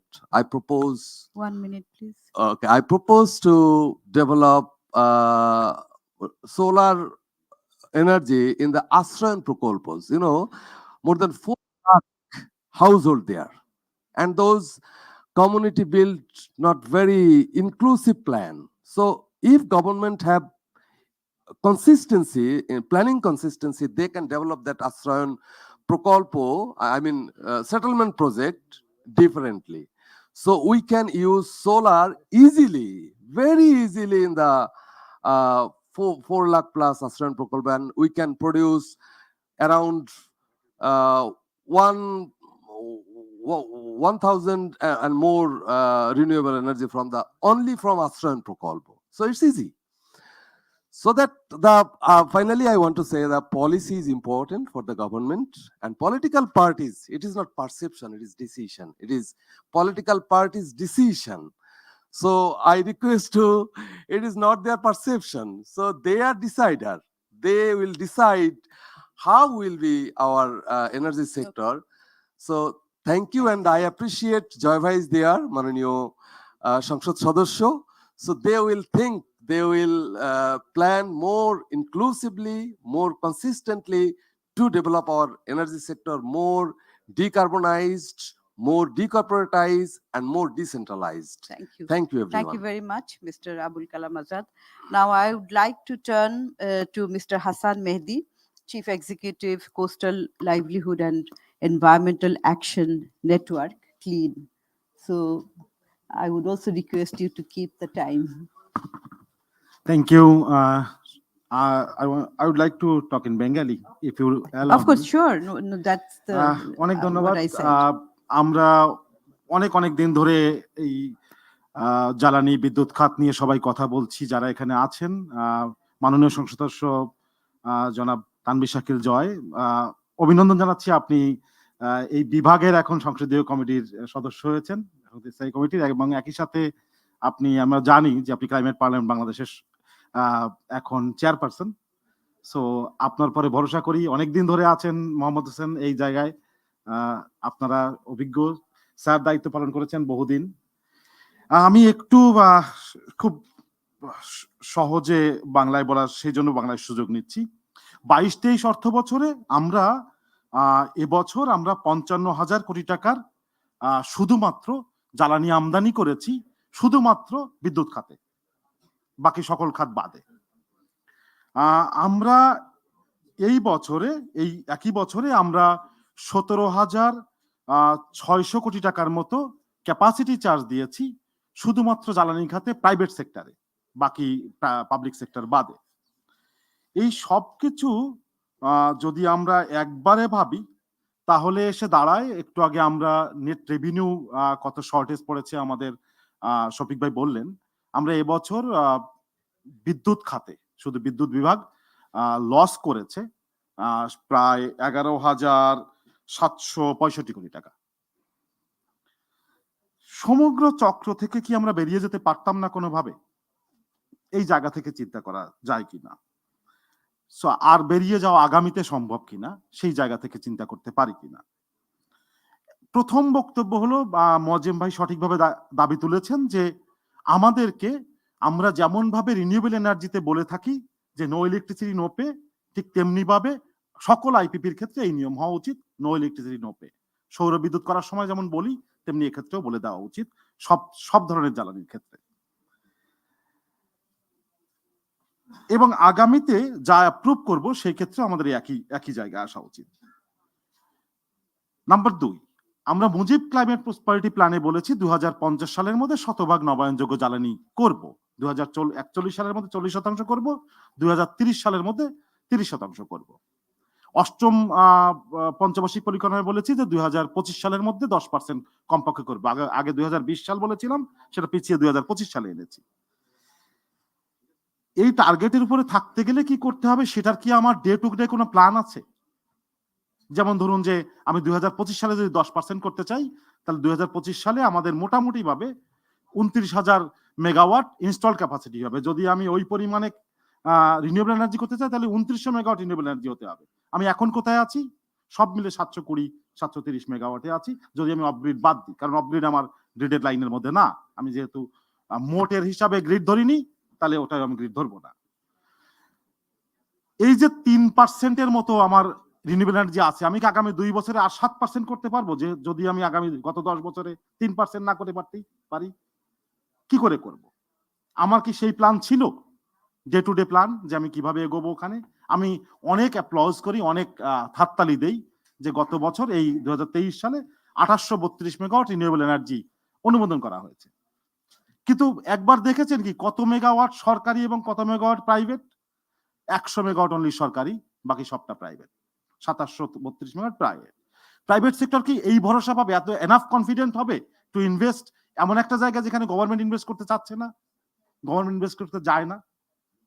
আমাদের বাজেটে কি সেই বরাদ্দ ছিল যে আমি এই পর্যন্ত ইনভেস্ট করতে পারবো? যেখানে আমার অষ্টম পঞ্চবার্ষিক পরিকল্পনায় আমি বলেছি প্রাইভেট সেক্টর এবং পাবলিক সেক্টর 50-50 হবে।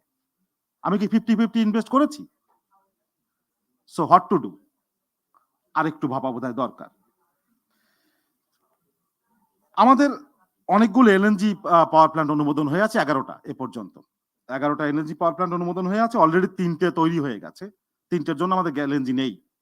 ফলে আমরা সেই তিনটা 750 মেগাওয়াট একটা, 584 মেগাওয়াট একটা, 583 মেগাওয়াট একটা, আমরা এই তিনটায় এলএনজি দিতে পারছি না। তারা সিওডি ডিক্লেয়ার করতে করছে না। সিওডি যেদিন ডিক্লেয়ার করবে ওই দিন থেকে আমাদের প্রচুর ক্যাপাসিটি চার্জ দিতে হবে উইদাউট এন এলএনজি। আমাদের সাপ্লাই নেই। এখন যদি বলেন যে তাহলে দেশীয় গ্যাস দেবো, ডোমেস্টিক গ্যাস দেবো, ডোমেস্টিক গ্যাস কই? আমি সব মিলে সাপ্লাই দিতে পারছি 49%, সমস্ত ইম্পোর্ট এবং ডোমেস্টিক মিলে ক্যাপাসিটি যা আমার পাওয়ার সেক্টরে দরকার। পাওয়ার সেক্টরে এখন মোটামুটি 2300 এমএমসিএফডি দরকার, আমি দিচ্ছি এখানে 900 থেকে 1100 এমএমসিএফডি সর্বোচ্চ। তাহলে আমার যদি গ্যাস না থাকে আমি কেন নতুন নতুন গ্যাস পাওয়ার প্ল্যান্ট অনুমোদন করছি? আমার কি দরকার আছে? ক্যাপাসিটি আমার চলে গেছে 26,000 মেগাওয়াটে, আমার চাহিদা রয়েছে 15,648 মেগাওয়াটে। আমি কেন অনুমোদন করছি নতুন? কেন আমি আরেকটা বার্ডেন আমার গাড়ির পরে নিচ্ছি? এই সমস্ত কিছু যদি আমি সঙ্গে নিই তাহলে দুটো তিনটে জিনিসের মাথায় আসে। একটা হলো আমাদের ইন্ডাস্ট্রি সেক্টরে গত এক দশকে আমাদের ইন্ডাস্ট্রি সেক্টরে 38% যেখানে মোট ডিমান্ড ছিল, যে মোট চাহিদা তার 38% ইন্ডাস্ট্রি সেক্টর নিত, এবছর সেটা 28% চলে এসছে কমতে কমতে। অন্যদিকে হাউস হোল্ড সেক্টর যেখানে 42% ছিল, 41.9-42%, সেটা এখন বাড়তে বাড়তে 56% চলে এসছে। আমি যদি শুধু একটা কাজ করতাম যে আমি হাউস হোল্ড সেক্টরকে ভর্তুকি দেব, তার 100% সোলার কিংবা যে মাধ্যমে হোক আপগ্রেড হয়ে যাবে সে। আমি অনেক দূরে এগোতে পারতাম। আমি অন্তত 25% কমিয়ে ফেলতে পারতাম 10 বছরের মধ্যে। আইপিএমপি তে বলা হয়েছে যে আমাদের গ্রিন হাইড্রোজেন এবং গ্রিন অ্যামোনিয়া হবে। যদি গ্রিন হাইড্রোজেন গ্রিন অ্যামোনিয়া হয় তাহলে তার মানে রিনিউয়েবল এনার্জি থেকে ইলেকট্রিসিটি এনে আমি ইলেকট্রোলাইট ব্যবহার করে গ্রিন হাইড্রোজেন করব। তো আমি কেন রিনিউয়েবল ইলেকট্রিসিটি ব্যবহার করে তারপরে হাইড্রোজেন বানাবো, আবার পরে ইলেকট্রিসিটি বানাবো? আমি ডাইরেক্টলি রিনিউয়েবল এনার্জি ব্যবহার করি। কেন এইসব সো কল্ড, এরা বলছেন অ্যাডভান্স টেকনোলজি, আমরা বলি ভুয়া প্রযুক্তি, মানে ফলস টেকনোলজি। এই ফলস প্রযুক্তি কেন নেব? আমার যুক্তিকতায় মেলে না। যদি আমার দেশে ক্যাপাসিটি থাকে 100 ভাগ নবায়নযোগ্য জ্বালানি আমরা করতে পারি, তাহলে কেন আমি আর এক প্রযুক্তি দিয়ে খুঁজবো যা এখনো প্রমাণিতই না? আমি কেন 2035 সালে গিয়ে ভাববো না? এখন কেন ভাবছি এসব নিয়ে? 40 সালে ভাববো, যেদিন প্রমাণিত হবে তারা, সেদিন গিয়ে ভাববো। আজ ভাবার কোনো কারণ আমার কাছে পাইনি আমি খুঁজে। সকলকে ধন্যবাদ শোনার জন্য। Thank you very much for keeping time. You are just in time. I would like to now request Mr. Mohammad Shahriar Ahmed Chaudhary, Director, Center for Energy Research, United International University. So you also have 7 minutes, please. Yeah. Thanks, CPD, for organizing a very timely event and timely analysis. And thanks to the guest, special guest, distinguished speakers and all other guests. So, good afternoon. Okay. If you can see that the whole world, where is the world is going and where we are going, we cannot set something like that, what other countries of the world is not going. But on the other hand, we need to be very careful that the other countries which are going for a higher, renewable energy penetration, they have the not renewable energy that much. So the potential that we have, solar and wind, and both are variable renewable energy. We cannot go beyond a certain percentage without taking some measures, but there are ways how to, balance it or make the grid stable. And there, one thing is very important that I should say initially, that as we are targeting, and also government is working on that, Hossein Bhai will tell about that. The government is now very keen to increase the renewable energy portion. But to increase renewable energy portion, being a standalone or single grid, it will be very difficult. So regional grid or regional connectivity is very important to increase the grid. As we are having only variable renewable energy, we have hydro potential, but that is limited. So if we can connect with India, Nepal and Bhutan, that government is already discussing that we should expedite the process. So we can tap the, hydro energy from Nepal and Bhutan, and also cheaper solar energy from India, because the tariff in India is less than or close to 3 cents or 3 to 4 cents. Whereas in Bangladesh, still it is very, the last negotiated tariff was 9.85 cents. So we can tap the, and harness or get, cheaper renewable energy from India. So I think I need 1 hour or more than that for explaining the things, but I would like to limit within 7 minutes, as time is very limited. But one thing I will disagree with the CPD study. The thing is that you have said that the reserve margin should be 20 to 30%, but that we cannot make, because to have a stable power system, if we look in the other countries, say for example, in our neighboring country, India has total power generation capacity of 425 gigawatt, whereas their peak demand is 243 gigawatt. So they have reserve margin of around 40%. So we need higher reserve. So if we are planning to go for higher variable renewable energy, then we need more, the reserve margin. But while having the reserve margin, we should be very careful, okay, which path we should go and which should be the low cost path for us. That is important. And another point I should highlight, that we should not, while we are investing in non-renewable power plant, then we should be very careful, because after a few years, what Mehdi Bhai has mentioned, that these fossil fuel based power plant, within a few years, they will become stranded asset. That means we will have the asset, but we cannot use the asset. A few days back, we have experienced the same thing, because we have power shortage. It is not because that we do not have the capacity. We have capacity almost 25,000 megawatt, whereas our peak demand during summer was 16,000 megawatt, but we couldn't provide power to the consumers, because we couldn't buy fuel, as the fuel price was increasing. And we have given subsidy last year around $5 billion US, right, in the power sector, and the year before around $3 billion US. But if we think that what is the cost of, say for example, solar energy for a 100 megawatt project, is around $100 million. So if we just inject 1 year subsidy to develop renewable energy projects with $5 billion US, we can have 5,000 megawatt. And if we can develop this capacity for the next 20 years, we don't need to buy any fossil fuels, or we don't need to spend any single money for the fuels, except the maintenance things. So these are some of the things that we need to mention. And one thing, as Hossein Bhai is there, I would say that the net metering guideline that has been drafted by PowerCell, and PowerCell initiated that project, and I was drafted that one.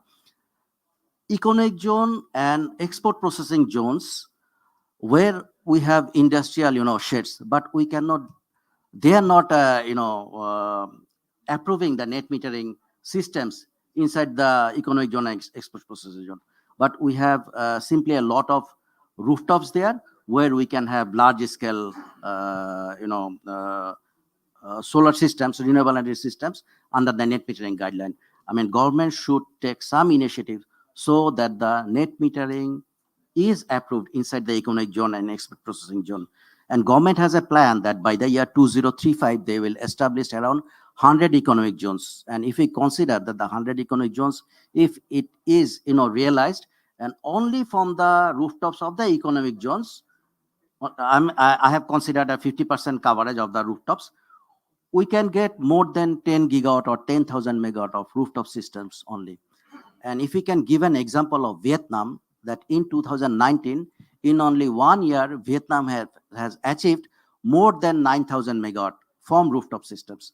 I mean, the background or the country context of Vietnam is not, very, different from Bangladesh. So these are the things we should target. And another thing is that our Prime Minister, please. 1 more minute. Okay. Please. 40% renewable energy, 40% energy from renewables, I would say that is very much possible. If we can see in the last few years trend that the fossil fuel price is increasing. On the other hand, the cost of renewable energy is decreasing.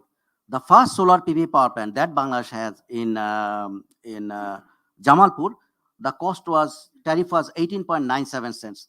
But the recent solar energy projects have a tariff of 9.85 to 9.9 cents. So this is declining. And if there are more competitive or bidding or open tendering process, we hope that the price will decrease further. So I'm very much confident that 40% renewables by 2041 is very much achievable. Okay. Having saying so, I think I just completed. There are a lot of things we should. Oh, another point I should mention. So there are three sectors. One is the generation, transmission, and the distribution. Our generation and transmission sector has progressed a lot in the last 10 to 15 years, but transmission sector didn't develop that much.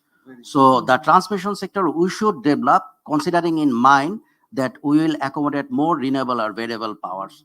And two other things we need to adapt, and government is also working on that. To take higher variable renewable energy, we need to introduce smart grid. That is number one. And number two, the storage systems. Okay. And hydrogen. Hydrogen is not only to use as a, for power generation fuel.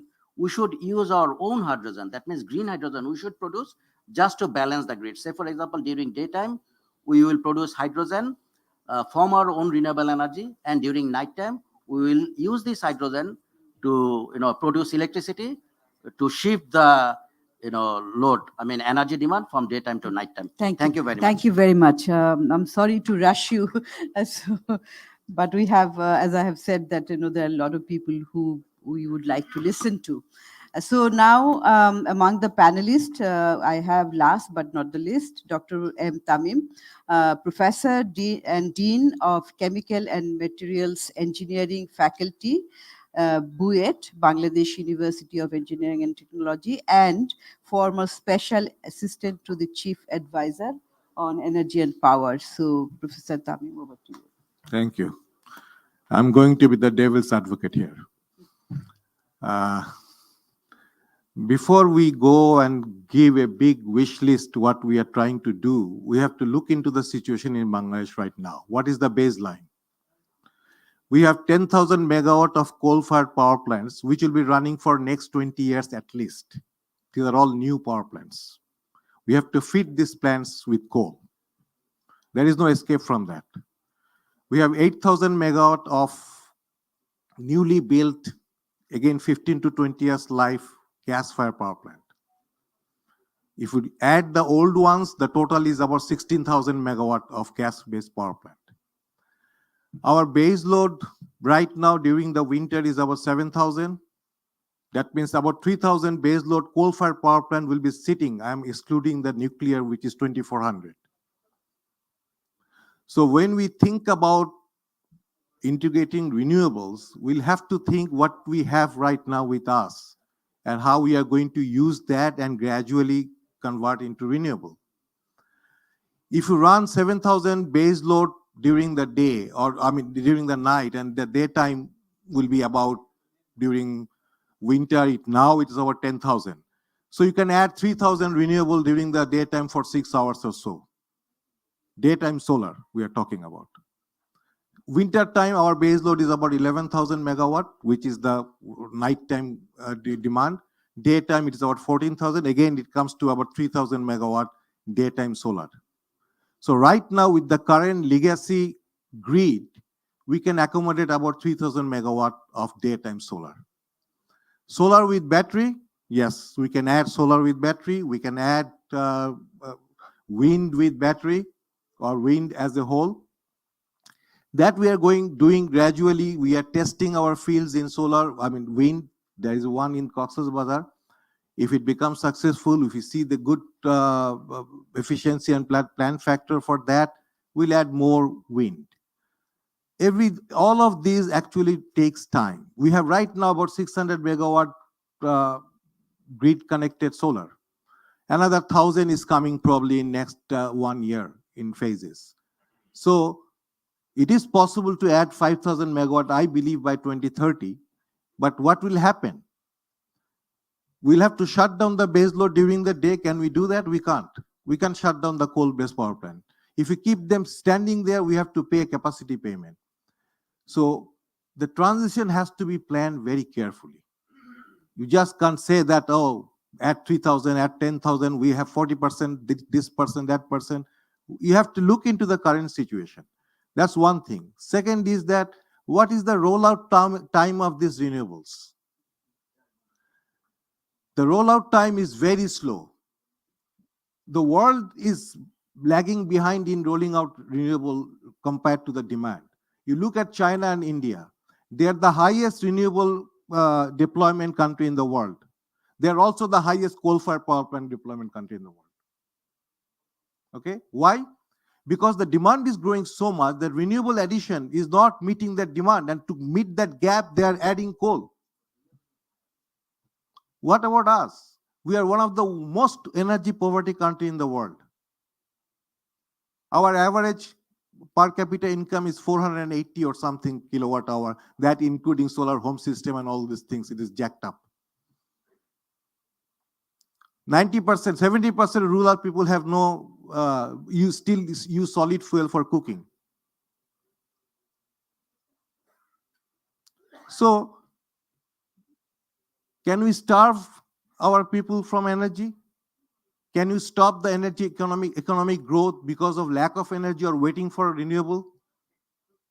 I mean, wish-wise, everybody wants 100% clean energy. There is no doubt about that.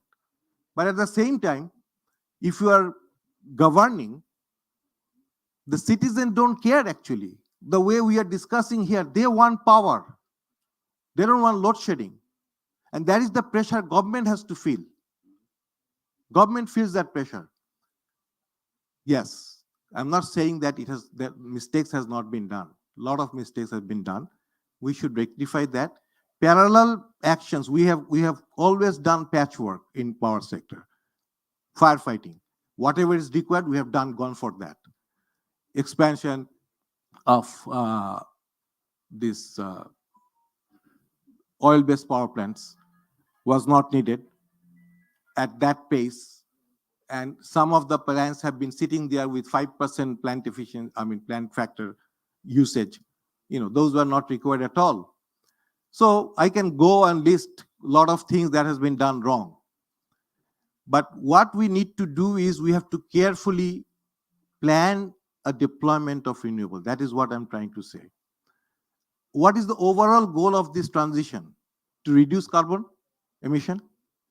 That is the holistically, if you think about it, it is not only the power sector is a major culprit of carbon emission, no doubt about that.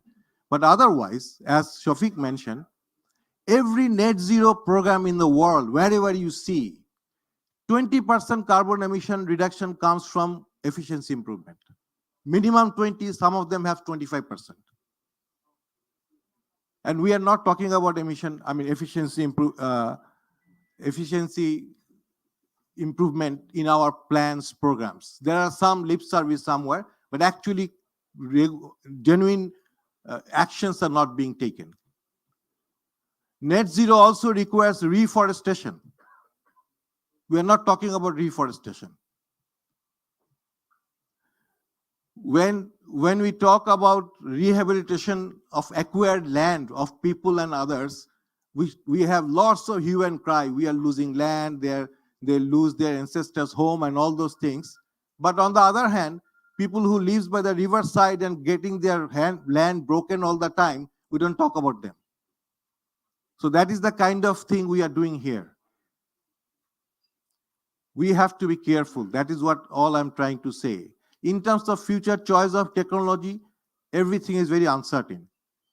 Battery, yes, new technology, new kind of batteries are coming, but there is a prediction that there will be huge material crunch in making batteries.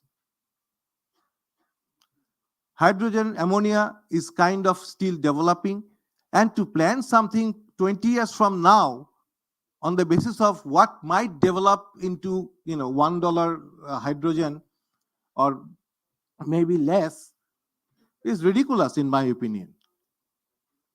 Let us plan for 5 to 10 years. That is what the horizon we should look into and have a larger vision regarding later on. 5 years, if we cannot predict what is the demand for next 5 years, then we should all resign and quit. We should be able to predict on the dot our 5-year demand, our 10-year demand. What is 2030 demand? It was done about 5-7 years back. We must review and redone this demand forecast. It's very important to do the demand forecast one more time. The old reality, the old assumptions are all changed. And we have to come up with the new reality and new assumptions. Everything is based on some kind of assumptions, of course. And last but not the least is the governance. Without good energy governance, we will not be able to do sustainable development. The speedy Electricity Supply Act or whatever it has been mentioned, I think it should be scrapped absolutely. From 2012, it should have been scrapped because up to 2012, there was a war-like situation. A project which needs to be done in 6 months, you cannot spend 3 months for bidding. While you are doing the war, you cannot go and float a tender for buying tanks and ammunitions. You just go and buy it. So we had that war-like situation during that period, and I supported that special act at that time. But by 2012, things improved. We are taking 5-year project. And a 5-year project, can't we spend 3 to 6 months to find out what is the best price? So there is no justification of keeping that. Government all over the world, I'm not talking about this government, all over the world has a tendency to break their own policy whenever it is needed under different kind of pressures. If you look at the special, the gas development fund, which was mandated for using in gas development only, entire fund has been taken away and given to something else. There has been no exploration, no development of our own field, which was, the money was there and that was misused. So you need a strong regulator. There is no alternate to have a strong regulator. That is the check and balance. Who keeps the government in check so that it does not break its own policy? Because regulators actually regulates on the basis of policy, government declared policy. And moment the government tries to break, regulator will say that, no, you can't do that. Unless you change the policy, you cannot do that. So that is the kind of governance we need. We need accountability. We need transparency. We don't need sudden change of prices or decisions which affects the public. Right now, there is no consumer's voice. Zero voice for consumers. So how can that be a sign of a good governance? So good energy governance is extremely important. I think we should emphasize more. Whichever policy we are taking, if we can establish a good energy governance, then we will have a better plan which will be helpful for the country. Thank you. Thank you very much, Dr. M. Tamim. You have highlighted a lot of points, and most importantly, the governance issue cannot be overemphasized indeed. And also, we are very happy that you have brought about different perspective on the planning of energy and also the sources of energy and how long should be the horizon of our planning. So with this, we have concluded the comments from the panelists. So I would now open the floor for your comments or suggestions or queries. But I would request you to keep your points and observations very short. I would give you 2 minutes each. So please let me know who wants to talk. Please, I would like to see your hands. And please introduce yourself for our records. So within 2 minutes, so if Thank you you very have much. just any Let us- comments on the discussions we Okay. have, or any other new points you want to add. Okay, I am Dr. Didarul Alam, Director, Bangladesh Energy Regulatory Commission. As more points has so far addressed towards BERC as a regulator. So from the standpoint of the presentation today, so far has been presented by Dr. Muazzam, I found that 3 points has so far been raised regarding BERC. First is the independence Of course, as for BRC Act 2003, it is independent body. Financially, it is also independent, as because the fund has been raised from the income by the BERC. But budgetary allocation is to be approved by the government. So this is one of the shortcomings from the BERC points of view. The second thing is the judiciary function of BERC should be transferred to the Supreme Court. That was so far was one of the recommendations given by you in your presentation. So judiciary function, as for judiciary function, BERC's role is outstanding, I must tell. If you see the total dispute resolutions achieved by the BERC is outstanding. Just now, I just collected the dispute settlement statistics in December 2023. In only December, total dispute resoluted by BERC was 30 in a single month. So if you shift this role to the Supreme Court, then the whole energy operators will be in problem, I'm telling you. Right. Right. Number 3 issue is the open market pricing versus the regulatory pricing. As per the tariff regulations set under the BERC Act 2003, there is a tariff calculation methodology. And in this methodology, the whole cost components are calculated very carefully with some margin, so that the investors can be safe, and that is an assurance of bringing back their investment with some marginal profit. So it's a risk-free solution. So this 3 was raised against the BERC. I am here representing BERC, so I am to tell. So I finish it. Thank you. Very much. Thank you very much for those points. So, okay. Excuse me, Dr. Didar. Excuse me, I want to add. So Dr. Didar, if you just introduce yourself for the record. I'm Mokbul Elahi Chaudhary. Yes. I'm former member. Yeah. Former Yes, member. we know that, but just for the আপনি যেটা বললেন যে বিচারিক ক্ষমতা কিন্তু বার্কের না, বার্কের যে ক্ষমতাটা ছিল এবং এখনো যেটা আছে সেটা হচ্ছে ডিসপিউট রেজলিউশন করা। ঠিক আছে, ডিসপিউট না, ওখানে যেটা বলা আছে এখনো কিন্তু হাইকোর্ট সুপ্রিম কোর্টে তাদের কিন্তু বিচারিক ক্ষমতাটা তাদের। আমাদের এখানে যদি কেউ সালিসিতে না পছন্দ হলো, তারা কিন্তু হাইকোর্ট সুপ্রিম কোর্টে যেতে পারে। ভাগ কিন্তু আমরা বিচার করি না, আমরা সমঝোতা করাই। হ্যাঁ, ঠিক আছে, এই জায়গাটাতে একটু ক্লিয়ার হওয়া দরকার। তো ওই মার্কের ক্ষেত্রে যেটা হয়েছে সেটা হচ্ছে সাবসিকুয়েন্ট হ্যাঁ, আচ্ছা, আমার অন্যগুলো পড়েন, আচ্ছা একবার পড়ি। সাবসিকুয়েন্ট অ্যামেন্ডমেন্ট করে মার্কের ক্ষমতাকে কার্টেল করে দেওয়া হয়েছে। প্রাইস ফিক্সেশনের ক্ষমতা আর মার্কের নাই। এই যে সাবসিকুয়েন্ট, এই যে মাননীয় সংসদ নেতা আছেন, তাকে আমি বলি, হ্যাঁ, ইয়ে করতে পারবে না। আগে গ্যাস প্রাইস বা তেলের প্রাইস গুলো নির্ধারণ হতো একটা গণশুনানির মাধ্যমে, এবং যেখানে সবাই আপনারা যেটা অলরেডি বলেছেন ডক্টর দিদার, যেখানে সব বিষয়গুলো বিবেচনা করা হতো। এখানে ভোক্তাও থাকতো, এখানে ব্যবসায়ীরাও থাকতো, সবাই থাকতো, তাদের সব উইন উইন সিচুয়েশন করে এটা করা হতো।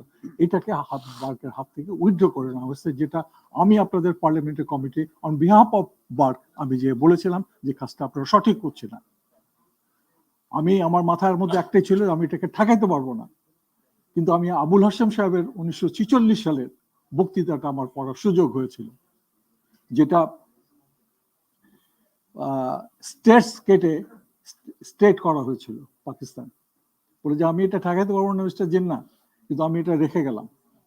আমিও সেইভাবে সেটা মাথার মধ্যে রেখে আপনাদের পার্লামেন্টারি কমিটিতে বলেছিলাম যে কাজটা আপনারা সঠিক করলেন না।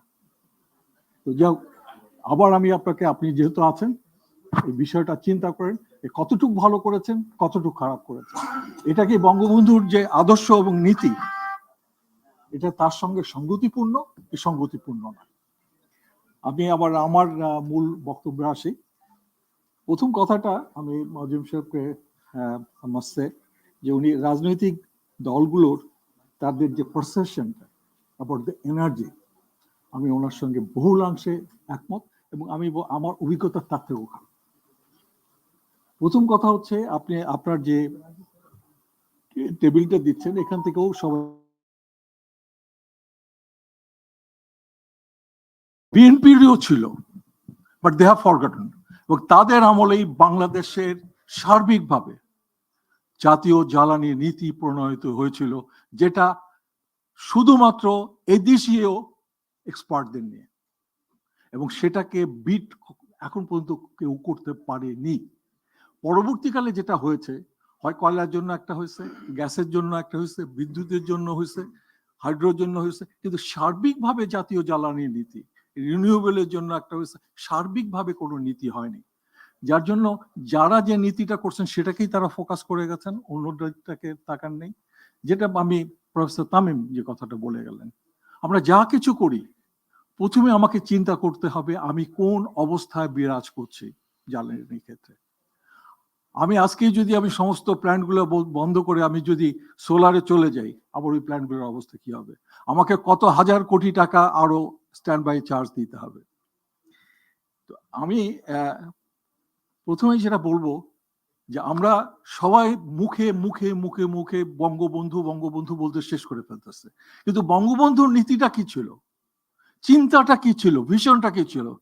অন্যরা তো ভুলছে, বঙ্গবন্ধুর দলের লোকরাও ভুলছে। বঙ্গবন্ধুর চিন্তা ছিল এদেশীয় জ্বালানি দিয়ে ওনার চিন্তা ছিল উনি সোনার বাংলা করবেন। সোনার বাংলা করতে গেলে সেই সময় আমাদের ইকোনমি ছিল কৃষি নির্ভর। উনি দেখছেন যে কৃষি নির্ভরতা দিয়ে হবে না, ইন্ডাস্ট্রি করতে হবে। ইন্ডাস্ট্রি করতে গেলে কি লাগবে? বিদ্যুৎ লাগবে। বিদ্যুৎ করতে গেলে কি লাগবে? তেল, গ্যাস, কয়লা লাগবে। সো এইটাকে যদি এনশিওর না করা যায়, নিরাপদ না করা যায়, ইজি না করা যায়, তাহলে আমার ইন্ডাস্ট্রি হবে না, বিদ্যুৎ হবে না, কোনোটাই হয় না। যার জন্য তার 2.5 বছর 3 বছর সময় উনি যে কাজগুলো করছেন সেটা অবিশ্বাস্য। হয়তো অনেকের মনে আছে, অনেকের মনে নেই। তখন ছিলাম আমরা বটমলেস বাস্কেট। এই বটমলেস বাস্কেটের জন্য উনি সেই সময় দেশীয় কোম্পানিকে দিয়ে উনি পেট্রোলিয়াম এক্সপ্লোরেশন করিয়েছেন। আন্তর্জাতিক কোম্পানিগুলোকে ইনভাইট করেছেন অফশোরে করার জন্য, কারণ তখন অনশোরে আমার প্রচুর গ্যাস ছিল। গ্যাস ক্ষেত্র প্রয়োজনে উনি গ্যাস ক্ষেত্র কিনছেন। কেন গ্যাস ক্ষেত্রগুলো কিনলেন? এই জন্য কিনলেন, তখন এই গ্যাস ক্ষেত্রগুলো গ্যাস ডিস্ট্রিবিউশনের মূলত চালাইতো শেল অয়েল কোম্পানি। আজকে যে তিতাস গ্যাস ডিস্ট্রিবিউশন কোম্পানি দেখতেছে, যদিও তার 30% মাত্র শেয়ার ছিল শেল অয়েল কোম্পানির, কিন্তু ওটা কন্ট্রোলিং ক্ষমতা ছিল। Doctor Maqbul Elahi, if you could just wrap up. আমি র্যাপ আপ করছি। আমি আপনাদেরকে ফাইনালি আপনাদের কাছে একটা রিকোয়েস্ট রেখে যাচ্ছি, যখন এই মিটিং এর শেষ হবে না। রাজনৈতিক দলগুলো যেমন ভুল করছে, আপনারা একই রকম করছেন। আমি বিভিন্ন মিটিং এ চিৎকার করেছি, আমি ব্যক্তিগতভাবে যোগাযোগ করার চেষ্টা করি। আপনি বঙ্গবন্ধুর জ্বালানি নীতি কি ছিল আর বর্তমান সরকার কি নীতিতে চলতেছে, এইটার একটা কম্পারেটিভ স্টেটমেন্ট করেন, এবং তাতে করে কি লাভ হয়েছে, কি ক্ষতি হয়েছে আপনি দেখবেন। আমরা পিছনে যাওয়া ছাড়া সামনে একটা স্টেপ আগায় নাই। Thank you very much. Thank you. Rohini. Thank I'll you. come to you later. আমার নাম রোহিণী কামাল, ব্র্যাক ইউনিভার্সিটি বিআইজিডিতে আমি রিসার্চ ফেলো। আমার হচ্ছে যে এখানে আপনাদের প্রেজেন্টেশনে the insufficient planning of transmission, inefficient planning of transmission distribution এর কথা লেখা আছে, net metering এর need, incentives for integrating solar panels এগুলো বলা আছে। Maybe a policy explicitly লেখা যে what is the investment needed for the grid upgrade for that to allow net metering. নহলে, as far as the transmission distribution is, as it exists now, it won't be able to take that kind of fluctuation input. So একটা investment plan, একটা pathway for where to get the money from, what is the grid upgrade needed, and how to get there, maybe একটা explicitly লেখা. So thank you. ওকে, পিছন থেকে জি বলেন। একজন মাইকটা দেন ওনার কাছে পিছনে, কিংবা আপনি সামনে এসে বসেন, কোনো একটা চেয়ারে বসেন। তো come to the chair. Okay. Mic নাই আপনাদের? Mhm. আমি শাহনাজ বেগম, ডেইলি অবজারভারে কাজ করি। বা আমার actually my question is to all the people who are gathered here today. Actually, you people sometimes talk on that way, that renewable energy is a zero carbon thing. Is it so? If it is not, why you people are always try to advocating on that issue on that manner?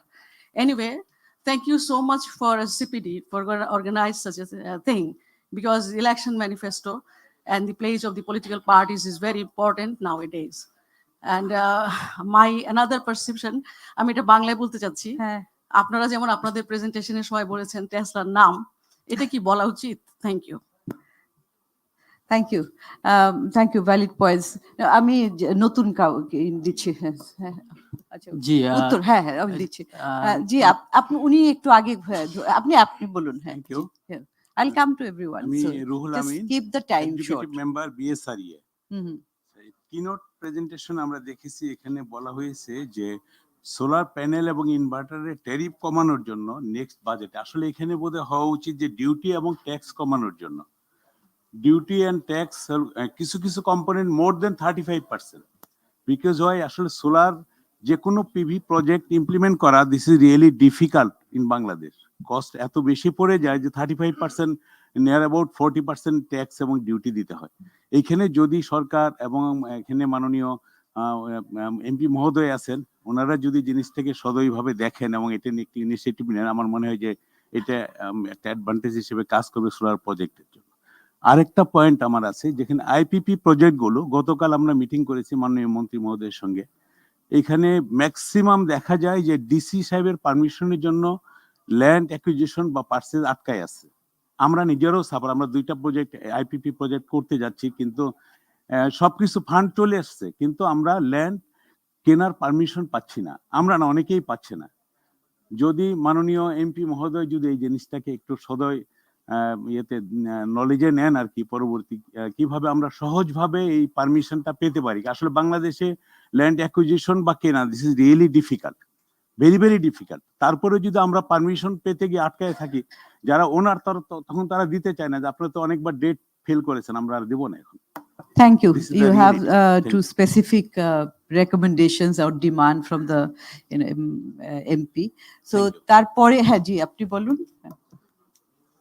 Hello, my name is Mohammad Yamin. I work for AFP. I have two questions. One is to the keynote presenters, and one supplementary question. So, in conclusion part, you said that the payment for fuel should be in local currency. What did you mean by fuel payment for fuel? Is it possible opening LC for liquid fuel, coal, or LNG? Could you please clarify this, suggestion?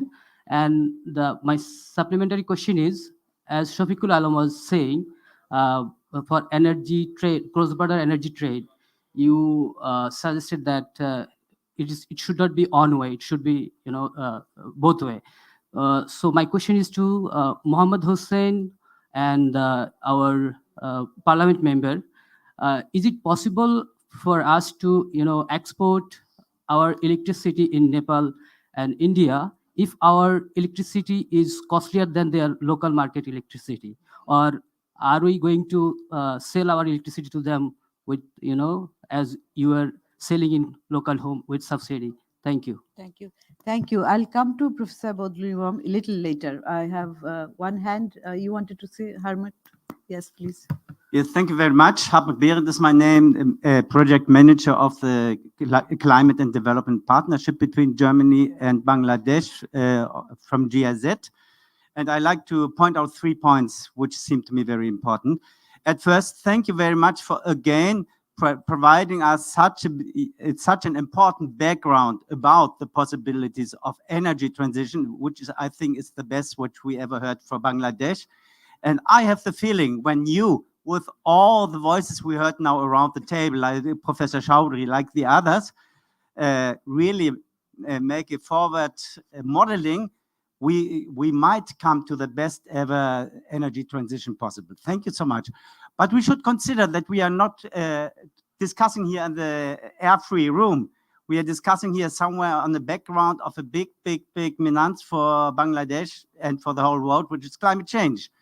And this we have to consider in this respect that we are talking on the international negotiations about the 1.5 degrees target. I think hardly anyone knows here that the 1.5 degrees target has been hit between February last year until January this year. January, the average temperature has been 1.6 degree. Of course, it was an El Nino year. We hope that it goes down again. But that means that we have to be much quicker. I would also come to another point. We were talking about planning or horizons, 5 years, long-term planning. I think when we talk about the climate, we have to consider long-term planning. We had already similar projections 35 years ago that we will come to this state, and we have to see how the technology is developing and adapting this all the time. So thank you very much for this comment. And one last point, we from the Team Europe initiative of the green energy transition, we have received a study of Bloomberg. We talked about this, but which clearly pointed out that if we take ammonia and coal mixing together in power plants, this will be much more expensive in the long run than when we take renewables. Thank you so much for listening. Thanks. Thank you. I see one hand at the back. I'll come to you. Just, yes, please.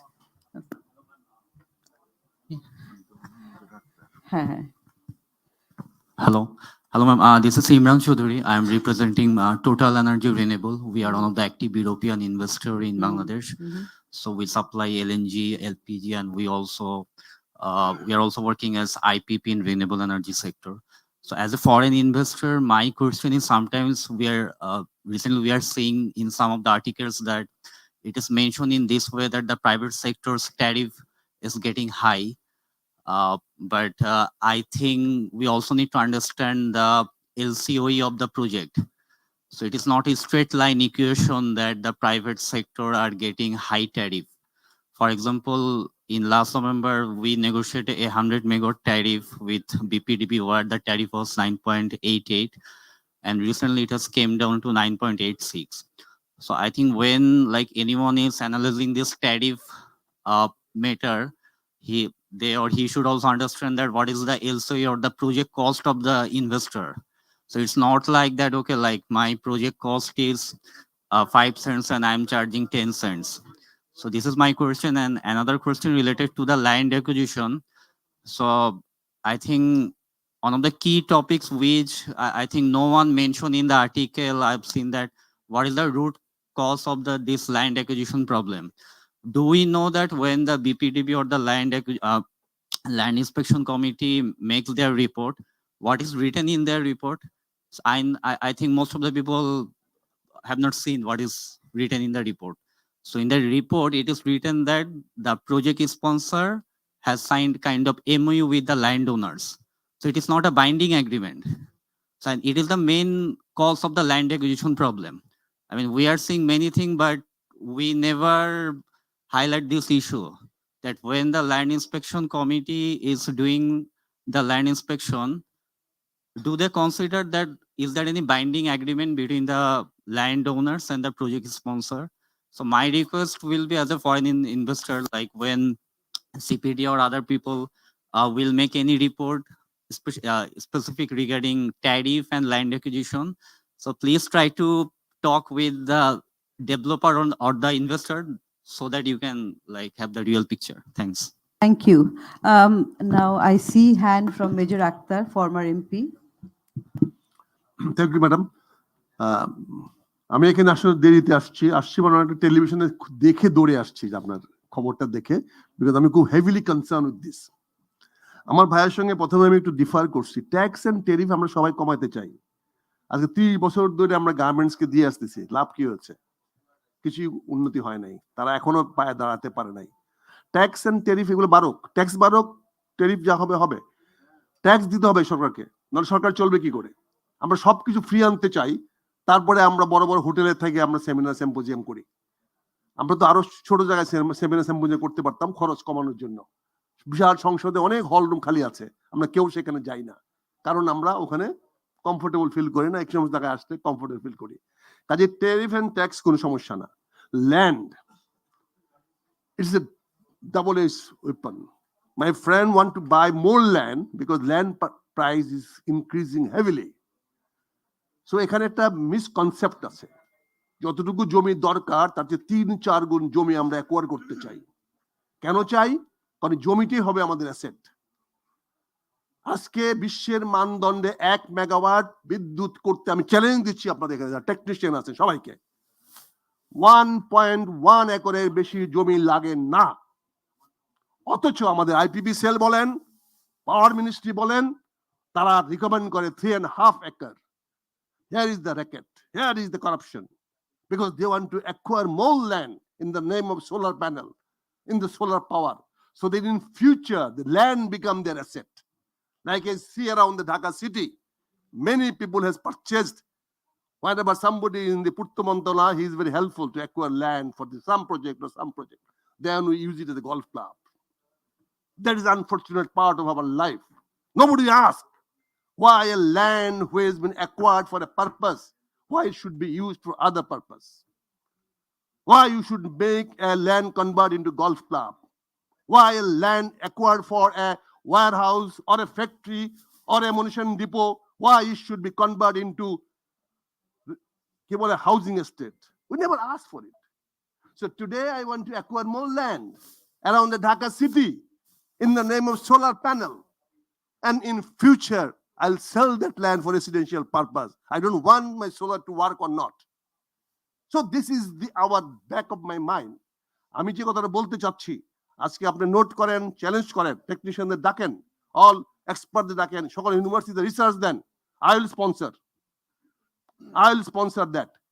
যে 1 megawatt বিদ্যুৎ উৎপাদন করতে কতটুকু land লাগে, আমি CPD কে sponsor করব।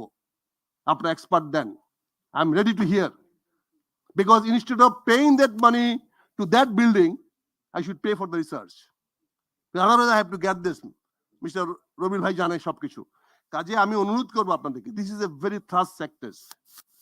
Another racket আমাদের doctor Tanvir সাহেবকে বলবো, battery, please don't go for a battery. After the use of battery, what are you going to do that? There will be millions of billions of battery will be replaced every year. What are we going to do that battery? Please don't buy another problem. Please, for God's sake, don't go for battery. Daytime, go for solar. Afternoon time, go for gas. This is a good alternative. You just do it. Don't listen foreign experts. Listen to from Bangladesh people. We know. জুতা পড়তে গেলে কোথায় লাগে যে পরে সে বুঝে। Please আপা, sorry, thank you very much giving me time. Please take this note. I was looking for all experts. Please, land is not a problem, bhaiya. Land is not a problem. Tariff again. The solar tariff should not be more than 8 cents. I can do it, I can show it. It should not be more than 8 cents. Thank you very much. Thank you very much for your observations and recommendations. I would come to you, but I see Alamgir Murshid, Executive Director of ITCOL. So I think you have some observations because you deal with energy sector. Thank you. I was not prepared to speak, but thank you. You are always prepared. Thank you so much. Just for the audience, I represent ITCOL, which is Infrastructure Development Company Limited, a fully state-owned entity. What we do is we finance the private sector, and we provide technical support for adaptation of renewable energy and energy efficiency technologies. So from where I come, or where I sit, we see optimism in the energy transition. I know there has been a lot of issues and concerns and challenges being raised, but what we are seeing in terms of the adaptation of renewable energy and energy efficiency, we see that it's getting encouraging in the sense that probably 3 years back, the number of transactions that we saw, today we see much more, transactions and demand from the private sector. Probably one area which I think has already been mentioned is the financing. since that is what we do, in most of these projects, what we need is a long-term financing. And unfortunately, yet, some of these projects are not bankable at the commercial rate. So as an entity, we depend very much on the development funds because we have to provide concessional loans. So the participation of the private sector banks would be very critical. And while we are getting the support of the development partners in terms of long-term funding, one worry as a financial institution is, as we graduate to a middle-income country, whether those flow of funds will continue to come, and how could we make some of these projects bankable so that the commercial financial industry can participate and support these projects. So I think that is one area which we may not have discussed here in broad detail, but funding is a huge challenge that we foresee to achieve the aspirations of the renewable energy that the government has laid out. Thank you. Thank you very much. Someone next to Alamgir, you wanted to say something? On your right, yeah. I saw your hand. Did you want to speak? Okay, on the right, yes. My question is specific to Mr. Tamim. Can you introduce yourself, please? Yeah, sorry. I'm Hassan from German Embassy. So, Mr. Tamim, you was explaining the reason why the governments worldwide are more taking fossil-based power plants because of the heavy demand you mentioned as reason. If that is the case, then how the government of Bangladesh will achieve the clean energy targets? If we are reactive to heavy demand and not paying enough attention to gradual shift, then how this renewable energy target will be achieved, like 2030 or 40? This is one question. And the another question is to Honorable MP. We saw that in the new master plan, power master plan that's being prepared, there is a lot of energy mix issue. So it's like if I compare this clean energy with gold, then renewable energy should be like pure gold, 20 karat gold. And the clean energy comes as like 12 karat gold, which is not fully actually clean. So will you be happy with this 12 karat gold? You may defend yourself that we have financial issue, we have land issue, but that may be not very strong argument because we know we are using land for many other purposes which we couldn't stop. Like recently, our environment minister, he was saying in the parliament that around 13 crore metric ton of topsoil are being used for traditional brick kiln. If the government were really serious about protecting the agricultural land, then this should be somehow stopped and transited to a more environment-friendly big factory. That didn't happen. So that's my question to Honorable MP. How do you will you be happy with this clean energy that the government is currently terming? Thank you. Understood. You wanted to, I'll come to you first. Yes, please introduce. Yeah. Go ahead. Thank you. My name is Astrid Jacobsen. I'm from the UNDP. Many thanks for the invitation to this event. I was, in view of the urgency and the need to accelerate and scale sustainable solutions, how do we think about policies and measures that are fit to address the interdependencies of problems, but also the many possible synergies of solutions? So my question is, for example, do we think of applying economic instruments to address the polluter pays principles to create revenues for addressing urban air pollution issues causing heavy tolls on people's health? And also, for example, addressing energy poverty and the digital divide. There are many synergies that's documented in addressing this at the same time in terms of infrastructure planning, creating an enabling environment for local businesses and green business models. And lastly, also create governance structures that are fit for addressing the many difficult trade-offs that this transition involves, land use and other trade-offs where there's no one good solution. It's all about the best trade-offs. Many thanks. Thank you. Yes, please. Thank you, Paramita. I'm Professor Ismail, Applied Chemistry, Dhaka University, and also National Consultant with UNDP. So my question is basically two things. One is in our INDC among NDC, basically we are talking about the reducing the carbon dioxide. But actually, do we have any plan for reducing the carbon dioxide in power plants and other things? Because government is moving forward to the power plants. Who are you putting the question to? With our MP Mohdari, and also the House also. And the second thing is that we know that by 2030, the developed country is moving towards the hydrogen fuel. And it's the time to ask for, to make a policy for hydrogen fuel and the hydrogen energy, basically. India and the nearby countries make the already hydrogen fuels policies. So, but we don't have any hydrogen fuel policy. And the thirdly, Mr. Akhtar John Bhai যেটা বলছেন যে আমি একটু বাংলায় বলি, আপনি যেটা বলছেন যে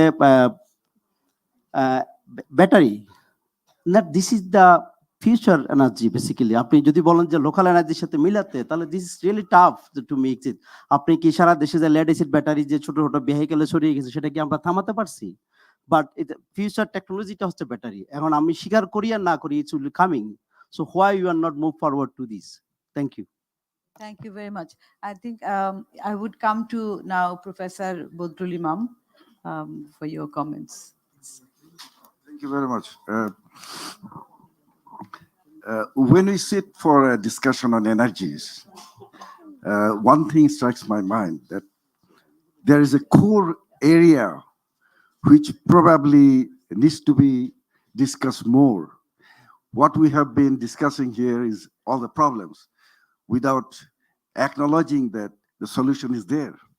We are not entering into that part of this, problem. Meaning, what I am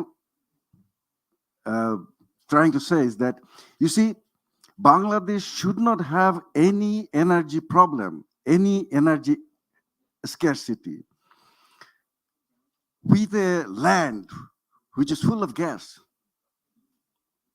I mean, geologically speaking, if you look at all the deltas in the world, like Indonesia, like Malaysia, like US Gulf Coast, Nigeria, why are these lands are so rich in petroleum, oil and gas?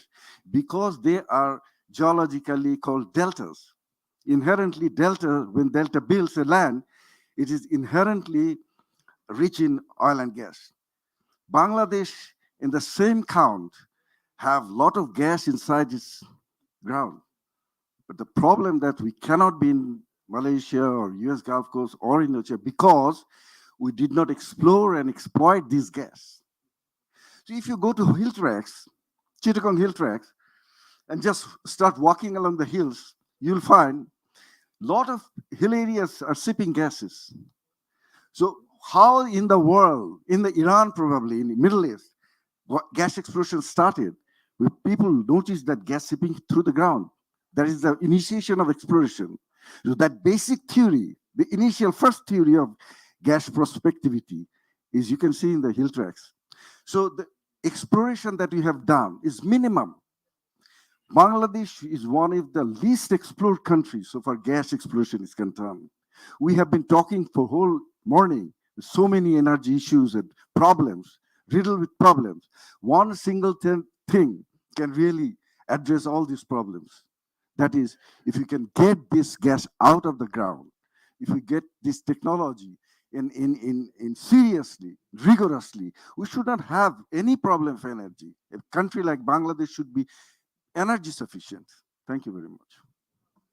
I have a question to you. So you're talking about get the technology. So where do we get the technology from? Yeah, the technology is here. I mean, you see, it's not a rocket technology. Bangladesh has an organization called BAPEX, Petrobangla. They can explore and exploit gases, but there are even better technologies outside. So Bangladesh can bring foreign oil companies in the ocean. BAPEX cannot explore in the ocean, but we have a vast ocean which is very prospective. I mean, considering the fact that in the same Bay of Bengal, Myanmar are lifting gas, the Indian has gas. So there is definitely gas lying in the ocean, but we can't explore there. Get the foreign companies; they're interested to come in. So all the things that you need is to initiate, program by which you can engage world-class oil companies to get, explore here. And this we have been looking. There is a lack of this activity for the last 20 years. All the government, if you look, nobody has really seriously take Bay of Bengal to target the gas out. Thank you. Thank you. Thank you. Thank you. Yes, sure. Thank you very much. We can discuss bilaterally after the meeting, right? So I would like to wrap up. Okay, please. Yes. I'm Professor Shafiqul Islam Bhuya. I'm former chairman, Bangladesh Atomic Energy Commission, and former professor of nuclear engineering in King Abdulaziz University, Jeddah. Well, I see now in the world, we are all concerned about the clean energy. And when we talk about clean energy, immediately we shift to renewable energy. It has become a synonym. That is, the clean energy is renewable energy. Everyone, we assume this. But unfortunately, or fortunately, very recently, the European Commission has declared nuclear as the clean energy. And all the countries, most of the countries, like say USA, UK, then France, and the other European countries, they are doubling or tripling. UK has said that we will triple our nuclear capability. And in Bangladesh, we had a plan for 10%. And immediately we should resolve that we should at least go for 25%. And this is possible. The new technologies are coming. Well, I was very keenly noting the presentation, but unfortunately, I did not see nuclear in the energy mix. So the nuclear should be in the energy mix, and it should be not 10%, it should be 20% or 25%. Otherwise, we'll never reach this 40%. 40,000 megawatt or 60,000 megawatt. And how much we have got from the nuclear, from this renewable energy? Yet 3%. We are talking of 40%. So this will only be possible when we will accept, which has been accepted by the world, that clean energy, nuclear is clean energy. And the rest, one thing, like the battery, I have the same question for the solar and the wind. What is the lifetime of a solar plant? What is the lifetime of a plant of wind? 25 years and 30 years. So what we do after 25 years? If we wrap this whole country with these solar panels, what we do? What we do after 25 years? It's not 25 years, not far away. So please, let's ponder on this, that how, let us do research on this. And Bangladesh is not a big country, so we will have problem. We are already having problem. We have cadmium and all this stuff everywhere. And people are dying. Thank you very much for giving me Thank you. time. I would just, wrap up this open floor discussion. There are some comments, but there are also some queries. So I would give the floor to Dr. Tamim. There are some questions I think you may. Yeah, there was a question regarding how do we deploy renewable. This is very easy. The word transition means that you transit. So you keep on deploying renewables as much as you can, and then get rid of the older generations, and it is a gradual replacement. You are not going to do and wait for, with a gap, demand gap, and then wait for renewable to be deployed, and then only we are getting the power. It has to be a gradual transition, and that will happen. You keep on deploying, just like Russia, just like China and India. China is deploying the highest number of renewable energy in the world, and second is India. They are also deploying coal. The reason is the rate of deployment of renewable is not adequate to meet the demand, and they have to meet the demand. They are doing it with the coal now, and the old coal power plants, once a new renewable comes in, and it can be integrated to the grid. Renewable integration to the grid, please go and study and find out how difficult it is. In USA, a large renewable project requires 4-year waiting time to be integrated in the grid. It's not so easy, because running the system with a variable supply is a difficult task. It's not just like a gas-fired power plant, you turn it on and then it is running in the grid. It is challenging, what I'm saying that. Consumer participation is a big challenge. Demand side management. If you are asked to shut down your ACs on a given day when your renewable is not supplying, in Bangladesh, the consumers are ready to cooperate. In Germany, they do. The moment they are asked to shut down something, they shut down. So, running a renewable a system with renewable is very challenging, very difficult. And other question was, you said that about NDC and business as usual. If you look at business as usual, there are some, right, like we are repowering from simple cycle to combined cycle. So that is where we are saving. That is business as usual part. And for that, we said that in 2021, we said that 6.67% by 2030, we will be saving 6.67 carbon emission. But with external help, if you look at the, investment that is required in both our grid improvement and renewable is huge. A conservative estimation of upgrading the current grid to a smart grid is at least $20 billion. And rolling out of renewable plan that we are talking about requires in next 10 years about $15 to $20 billion. So they have done, Shafiq has done this calculation. So unless without external help, can we gather that much money? We are talking about not giving subsidy and that 5 billion being invested. That's much easier said than done. You stop giving complete power. The whole country will be in total darkness for a year, and you take that $5 billion and invest in renewable. Is that practical? Can it be done? Can you do it? Because someone is saying that we have given $5 billion subsidy, so you reduce that subsidy and give it to the renewable. If you reduce the subsidy, the country will be in total darkness. There is a report, so far I have read a few days back, that Portugal is a country, sir, which went for 100% renewable, sir. Please don't bring in, don't bring in European country. There are many. In Europe also, in England also, there was days when everything was from renewable. They have a grid system. They have, if you study their system, you will see that how they can perform that. They have a 10% inter-exchangeable power exchange deed with all European countries. If it is raining in Portugal, there is sunshine in France, and they can get that power to Portugal. So that is why for us it is very important to have the regional connectivity.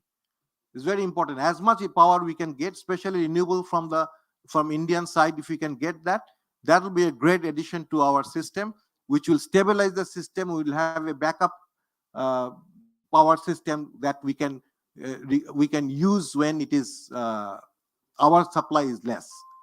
So yes, please. I think, yeah, we can discuss it after the session because they are waiting. So you have said renewable energy is not an alternative. But আমাদের দেশে all imported waste power we are making. Whereas আমরা এখানে it is not alternative. It is definitely alternative. We must go for renewable. So why we are arguing it then? Then we must go for it. We should not argue it, we should make it controversial. We should go for it immediately. We should just support it. Why to make it ifs and that will create confusion to many others, because you are authority on this power. If you say something, sir, you are one of the authority of the powers. If you say something, people will accept it more than us. So please, sir, renewable energy is one of the best alternative for us. What do you mean by gradually? What do you mean by gradually? It has to be done revolutionary. It has to be done revolutionary. We don't have the time. Okay, I think cross discussion maybe, it will just linger. We should stop at one point. Technically, grid Yes, integration I is know not there possible is in a that way. debated issue, Simple. so we can discuss during lunch. Okay, so yeah. I would give Muazzem 2 minutes. Immediately not possible technical at all. আপনি এক minute উনি হাত তুলেছিলেন, হ্যাঁ 1 minute বলেন। একটু বলতে চাচ্ছিলাম, সেটা হচ্ছে যে আমরা এনার্জি নিয়ে কেন কথা বলছি, আমরা এনার্জি ট্রানজিশন নিয়ে কেন কথা বলছি, এই জায়গাটা খুব গুরুত্বপূর্ণ। যে প্রশ্নটা একজন করলেন যে রিনিউয়েবল থেকে কি এমিশন হয় না? হ্যাঁ, এমিশন তো হয়, সবকিছু থেকে এমিশন হয়, but the difference between coal and renewable. So আপনি কোল থেকে করলে আমরা কথা বলছি, আমি যেটা বলছিলাম যে 2-3টা অ্যাসপেক্টে কথা বলছি। এখন ক্লাইমেট চেঞ্জের জায়গা থেকে আমরা বলছি, কারণ গ্লোবাল টেম্পারেচার আমাদের 1.5 এর মধ্যে রাখতে হবে, এইটা একটা জায়গা। আর হলো সাপ্লাই অ্যান্ড ডিমান্ড, আমার ফসিলের সাপ্লাই কি আছে, সেটা কতদিন যাবে, এবং আমার ডিমান্ড কিভাবে বাড়ছে। ফলে এই 2টা বেসিক জায়গা, এবং আমাদের এনার্জি সিকিউরিটি, এই 2-3টা বেসিক জায়গা ধরে আসলে আমরা এনার্জি নিয়ে কথা বলছি। এনার্জি নিয়ে আগে এত কথা আমরা বলতাম না, 2015 পর থেকে আমরা বলা শুরু করেছি। আমার মনে হয় তো আমার মনে হয় যে যারা এই ধরনের প্রশ্নগুলো করছেন, তারা অনলাইনে খুঁজলেই পার্থক্যগুলো পেয়ে যাবেন, কেন আমরা রিনিউয়েবলের কথাটা অনেকেই বলছি। জানেন, আজকাল তো অনেক সবাই সচেতন হয়েছেন, বাট জাস্ট এ কোয়েরি ছিল আপনি। ওকে মুয়াজ্জেম, আপনার কাছে 2 মিনিটের জন্য যাচ্ছি। Thank you. আমার কাছে মনে হয় যে today we have a very good discussion and very good interaction among ourselves, but point is that আমরা একদিনে আমরা 100% রিনিউয়েবল এনার্জির কথা কেউই বলছি না।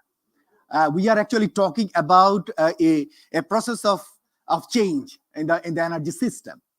And if we are actually every day and every time actually arguing that this is not feasible and that is not possible, we couldn't move forward. So we have to move forward. Let me actually give you a much more harsh reality regarding the political economy dimension. Why the government, despite knowing the fact that there are possibility of the gas reserves in the country, and go for LNG? Why? Why the government go towards the direction? Why the Bay of Bengal, the seismic survey didn't done, while the company has already been finalized, the 3D survey didn't be done in 2017? Why did that was not been done that time? So there are political economic dimensions that we understand very well. And when this reality is now put in front of us, that already there are these kinds of fossil fuel in hand, reserve is fossil fuel in hand, coal fossil fuel in hand, didn't we know these kinds of things of these kinds of standard capacity will be created 10 years back? Of course we know. Of course we know that we don't have that kinds of energy consumption and the demand in the country. But we have just pushed forward to that level and actually creating such a situation that it is now getting a reality and a pressure to the government that government couldn't actually move forward from this situation. So there is a political economy dimension that we have to realize. And there is also a political economy dimension. Government wants to move forward from fossil fuel to renewable energy. That is also a positive part of it. So we have to actually take government's positive intent to move towards the renewable energy part, not to actually take it back to the fossil fuel part. Of course, there are fossil fuel, the lobbies are there are fossil fuel interest groups are there. They were there, they are there, they will be there in the future as well. But government has a political intent to move towards a clean energy, renewable energy part in the future, and that political economic intent and the dimension we have to cater. Otherwise, we couldn't move forward. That's all. Thank you. Thank you. So if there are any other questions, so we can discuss afterwards, as I mentioned. So এখন আমি অনুরোধ করব আমাদের যে guest of honour mister Mohammad Hossain, director general power cell power division, ministry of power, energy and mineral resources. ওনাকে অনুরোধ করবো ওনার বক্তব্য রাখার জন্য। Thank you. Thank you, Chair. Excuse me. Thank you, Chair. In fact, you have been generous to open the language as the language of choice. So I will go for, in fact, giving my address in Bengali due to the fact this is the month of language. আমি শুরুতেই গভীর শ্রদ্ধার সাথে স্মরণ করছি আমাদের যেটা ভাষার মাস, জাতির পিতা বঙ্গবন্ধু শেখ মুজিবুর রহমান, যিনি ভাষা আন্দোলনের শুরুতে নেতৃত্ব দিয়েছিলেন।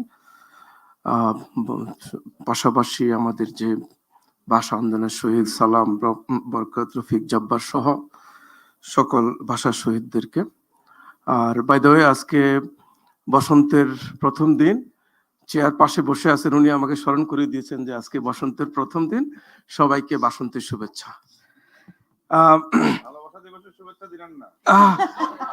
ওটা আবার মিসলিডিং হয়ে যায় কিনা সেজন্য দেইনি। Thank you. আমি প্রথমে ধন্যবাদ জানাই সিপিডি কে। সিপিডি কনসিস্টেন্টলি আমাদের জ্বালানি খাতকে নিয়ে আমি মনে করি যে দায়িত্ব হিসাবে নয়, বরং এই যে একটা সোশ্যাল রেসপন্সিবিলিটি, একটা সিভিল সোসাইটি অর্গানাইজেশন হিসেবে যেভাবে ফোকাস করেছেন, সেই জন্য অবশ্যই সিপিডি ধন্যবাদ পাওয়ার যোগ্য। আমি দেখলাম যে গত অক্টোবর থেকে সিপিডি ইতিপূর্বেই চারটা সেশন করেছেন: energy transition, renewable energy deployment, over generation capacity, load shedding, capacity payment, subsidy management এবং সর্বশেষ ট্রান্সমিশন এবং ডিস্ট্রিবিউশন সিস্টেম নিয়ে। এবং আমরা we have taken note of all those in fact sessions recommendations. আমাকে প্রত্যেকবারেই ওনারা ইনভাইট করেছেন, আমি থাকতে না পারলেও আমি পরবর্তীতে যে টেক যেগুলো সেগুলো আমি দেখেছি এবং আমার কাছে মনে হয়েছে যে ইম্পর্টেন্ট অনেক ইস্যুস সেখান থেকে এসেছেন এবং we tried to incorporate all those in our national plan as well as the manifesto, যেটা আপনারা পরবর্তী দেখবেন যে ম্যানিফেস্টো গুলোতে সিপিডি যেগুলি বলেছেন, যেগুলোর প্রতি আর্জ করেছেন, কোনো না কোনো ভাবে কিন্তু সেগুলির সম্পৃক্ততা রয়েছে। আমরা যদি দেখি যে আমাদের যেহেতু সময় খুব বড় হবে না, আমি খুব চেষ্টা করব যে মেন জিনিসগুলোকে আমি অ্যাড্রেস করতে, কারণ ইতিমধ্যে আমাদের প্রায় 21 জন 23 জন কমেন্ট দিয়েছে এবং আলটিমেটলি যে কোনো কমেন্টে আমি মনে করি যে I have the responsibility to respond. হয়তো সব পারবো না, কিন্তু যেগুলো খুব মানে বার্নিং ইস্যু সেগুলো আমি চেষ্টা করবো অ্যাড্রেস করতে। আমাদের একটা জায়গায় যেটা মোয়াজ্জেম ভাই বলেছেন, বাই দ্য ওয়ে মোয়াজ্জেম ভাইকে ধন্যবাদ জানাই, তার সুন্দর পেপার উপস্থাপনা করেছেন হেলেন সহ। এর মধ্যে আমাদের মাননীয় প্রধান অতিথি জনাব তানভীর শাকিল জয় এমপি, যিনি দীর্ঘদিন ধরে এনার্জি সেক্টরের সাথে সম্পৃক্ত as a member of the climate parliament. আমার শ্রদ্ধেয় টিচার তামিম স্যার আছেন এবং অন্য যারা বলছেন। তো আমি মোয়াজ্জেম ভাইয়ের যে ইলেকশন ম্যানিফেস্টোতে উনি যেটা বলেছেন যে the manifesto fail to mention the pathway to achieve energy transition goal, and উনি বলেছেন followed by there is no mention of approving RE policy in the manifesto. আমি শুধু একটু ক্ল্যারিফাই করব বিনয়ের সাথে যে আসলে manifesto is document of the government with more than 50 ministries or divisions, and এই ম্যানিফেস্টোটা আসলে সবকিছুকে রিফ্লেক্ট করা ইজ ডিফিকাল্ট। বাট আপনি জানেন যে এই রিনিউয়েবলস নিয়ে বলা আছে এবং এনার্জি ট্রানজিশন নিয়ে, যেটা আমরা আসলে we have reflected in our integrated energy and master plan. Transition ব্যাপারে আমার একটু রিজার্ভেশন আছে, আই হ্যাভ ডিফারেন্ট অপিনিয়ন। যে ট্রানজিশন এন্ড এনার্জি সিকিউরিটি আমাদের তামিম স্যার একটু বলেছেন, অন্যভাবে বলেছেন যে আসলে আমার তো আগে মানুষকে বিদ্যুৎ জ্বালানি নিশ্চিত করতে হবে, নির্বিচ্ছিন্ন এবং মানসম্মত বিদ্যুৎ। তারপরে প্রশ্ন আসলো যে অনেকটা এরকম যে আপনার যখন বেসিক নিড হলো খাবার, আপনার আগে খিদা নিবারণ করতে হবে। তারপর আসলো যে এটা কি সুষম খাবার কিনা, হেলদি খাবার কিনা, কত দামি খাবার আপনি খেলেন, এবং পরবর্তী ইয়েতে কি কি খাবেন। সো ট্রানজিশনটার আসলে এনার্জি সিকিউরিটির মধ্যে this is the relationship. We are yet to ensure the energy security for our people. এবং সেক্ষেত্রে গিয়েই আসলে প্রশ্ন আসে যে আমি এই এনার্জি সিকিউরিটি এনশিওর করতে গেলে আমার জেনারেশনের যে ডিমান্ডগুলো সেগুলো কি দ্বারা এই মুহূর্তে অ্যাভেলেবল আছে সেটা আমি করতে পারবো। এরপরে তখন প্রশ্ন আসলো যে আমি আমার গ্লোবাল কমিটমেন্ট, গ্লোবাল কনসার্নগুলো, এনভায়রনমেন্টাল ইস্যুসগুলো, সেগুলোকে আরো ফার্দার কিভাবে অ্যাড্রেস করতে পারি। সো আমরা সেগুলো করছি, but it will definitely follow, one will follow the other. আমরা যদি একটু যদি ম্যানিফেস্টোর যে কমপ্লায়েন্সটা দেখি, যেটা সুন্দর করে দিয়েছেন আমাদের মোয়াজ্জেম ভাই, summary of the political party perspective. আমি যদি বর্তমান গভর্নমেন্টেরটাই যাই, সেখানে একটা যেটা বলা আছে যে the present government has not included, সেটা হলো ending over dominance of existing fossil fuel based energy system, energy mix diversification. Ending করা ডিফিকাল্ট, এটা করা যাবে না, এটা বলে লাভ নেই, এটা আপনার ধরেন, বাট হ্যাঁ ডেফিনেটলি ওভার ডমিনেন্সটা তো অটোমেটিক্যালি আসছে, কারণ আমরা তো রিনিউয়েবল নিয়ে সব কথা হচ্ছে এবং আলোচনার মাধ্যমে মনে হয় জনপদের সরকার রিনিউয়েবল নিয়ে ভাবছে না, অথবা government is defying this urge. বিষয়টা তা নয়। সো যখনই আমি রিনিউয়েবলের ফোকাস দিচ্ছি, ম্যানিফেস্টোতে আছে যে রিনিউয়েবল উপর জোর দেওয়া হবে, এর মানে হলো আসলে অটোমেটিক্যালি অন্যগুলো তো ডমিনেন্সটা কমে যাবে। সো সরাসরি এভাবে বলা না থাকলে অনেকটা এরকম, এই গ্লাসের আপনি খালি অংশটুকু বলছেন, ফুল অংশটুকু বলেননি, জিনিসটা ওরকম। সো এটা কিন্তু আছে, এটা আমি বলবো যে এটা আছে। Reduction of over generation power capacity, এটা এখন ডিবেটিং ইস্যু। এটা আমি মনে করি to some extent we are also liable for that, due to the fact when we mention our generation capacity, there are some technical jargons like we said the national install capacity, including grid of grid. Someone was telling যে grid নিয়ে যখন বলি তখন renewable থেকে of grid বাদ দিতে হবে, আবার যখন আমি গ্রিড বলবো তখন রিনিউয়েবল কিন্তু this is not 2%, then it goes to even more than 5% even at present. So এই জার্গনগুলোর কারণে আমাদের মনে হচ্ছে যে over capacity. In addition to that we have to admit whatever may be the reason is, you know, that when we say, I think some of us get allergic when we say that this is due to the Ukraine-Russia war, or this is, you see the recent war of Israel. So, but this is the fact that we are having fuel constraint.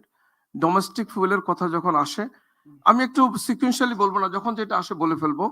Badrul ইমাম sir যখন ওনার টিভিতে ওনার বক্তব্য শুনি, এইসব forum ওনার সাথে বলার হয়, উনি যেভাবে বলেন আমি খুব আশাবাদী হই যে সারা দেশে শুধু গ্যাস আর গ্যাস, মাটি খুঁড়লে গ্যাস পাওয়া যাবে। এবং একটা জিনিস আমার মনে হয় উই আর অলওয়েজ মিসিং, একটা হলো definitely this exploration is investment intensive. আমাদের যে ধরনের ক্যাপাবিলিটি আছে, resource capability in terms of financial and technological, আমরা বাপেক্সকে তো দিয়েছি, এবং কতটুকু করতে পারে he knows, even the man sitting beside him, he also knows. সেটা যেমন একটা হলো যে আমাদেরকে বুঝতে হবে যে বাংলাদেশে আমরা যেমনি করে কোলের ক্ষেত্রে গিয়ে আমরা we have to turn back due to the fact that in all respect, when you talk about solar, you talk for exploring our reserve coal, you talk about the gas exploration, land is related everywhere. You see, this is a very small country having more than 180 million people, where land is required for inhabitation, for cultivation, for industries, for this sort of infrastructure. So আমার মনে হয় ওই জায়গাটা আমরা সবসময় miss করি, এবং সে কারণে ওটা একটা মানে আমি বলি না যে আমাদের আরো পটেনশিয়াল আছে এবং আমরা 100% we have given our best effort, but এগুলোকে কিন্তু একটু মাথায় রেখে আমাদের মনে হয় যদি বিবেচনা করে that will give the rational proposition. Subsidy capacity payment, one is though related with the other. See the you know that capacity payment এর ক্ষেত্রে আমি যদি একটা বলি যে সেটা হলো যে একজন বলছে যে সোলারের ক্ষেত্রে যেমনি করে নো ইলেকট্রিসিটি নো পে, সেটা যদি সবার ক্ষেত্রে করি, আমরা করেছি যেটা করেছি সেটা হলো যে যে রেন্টাল নিয়ে কথা হয় আজকে আরেকটা ইস্যু, যেটা রেন্টালটাও খুব যদিও জোরে সোরে আসে নাই, মজ্জেম্বের কথা এসেছে, but I want to address ইট, যে রেন্টালের ক্ষেত্রে আমাদের আসলে এখন যে অবস্থা আছে, none of this power plant exist as a rental. You see the what should we say, in the rental model, because আমরা কিন্তু সবগুলো যখন once the contract period has expired, then when we renewed the contract, we have eliminated a lot of things. One is, say, no electricity, no pay. Even in terms of rent, we have not considered rent. We have only considered the variable fuel cost and some operating cost. So সেই জায়গায় কিন্তু আমরা কিন্তু we are putting our effort. Regarding the reducing the subsidy, you see, I think government will be happy to do that. Even you don't need to say now government is struggling everywhere. You see, it's a very now talk of the time for us even, because আমাদের যে কথাগুলো আসছে আমাদের discussion যারা আপনার ওখান থেকে যে BPDB is now having severe cash crisis. আজকে যদি কোনো সাবসিডি না থাকতো এই প্রবলেমটা হতো না। আজকে যদি আমার কস্ট রিফ্লেক্টিভ ট্যারিফ থাকতো তাহলে ক্যাশ ক্রাইসিস থাকতো না। But what is the ultimate impact? Definitely impact will be, it will go to the consumer. I know that instantly some will have again said that no, there are otherwise you have to improve your efficiency, system loss, your cost is etc. In that case, we are also doing. If you recall, we have a system loss of 30% during the 90s. Now it is 6-7%. So আমরা কিন্তু করছি এই ম্যানিফেস্টোতে, এগুলো না থাকলেও these are very much implied for the interest of the government. We are doing all these things.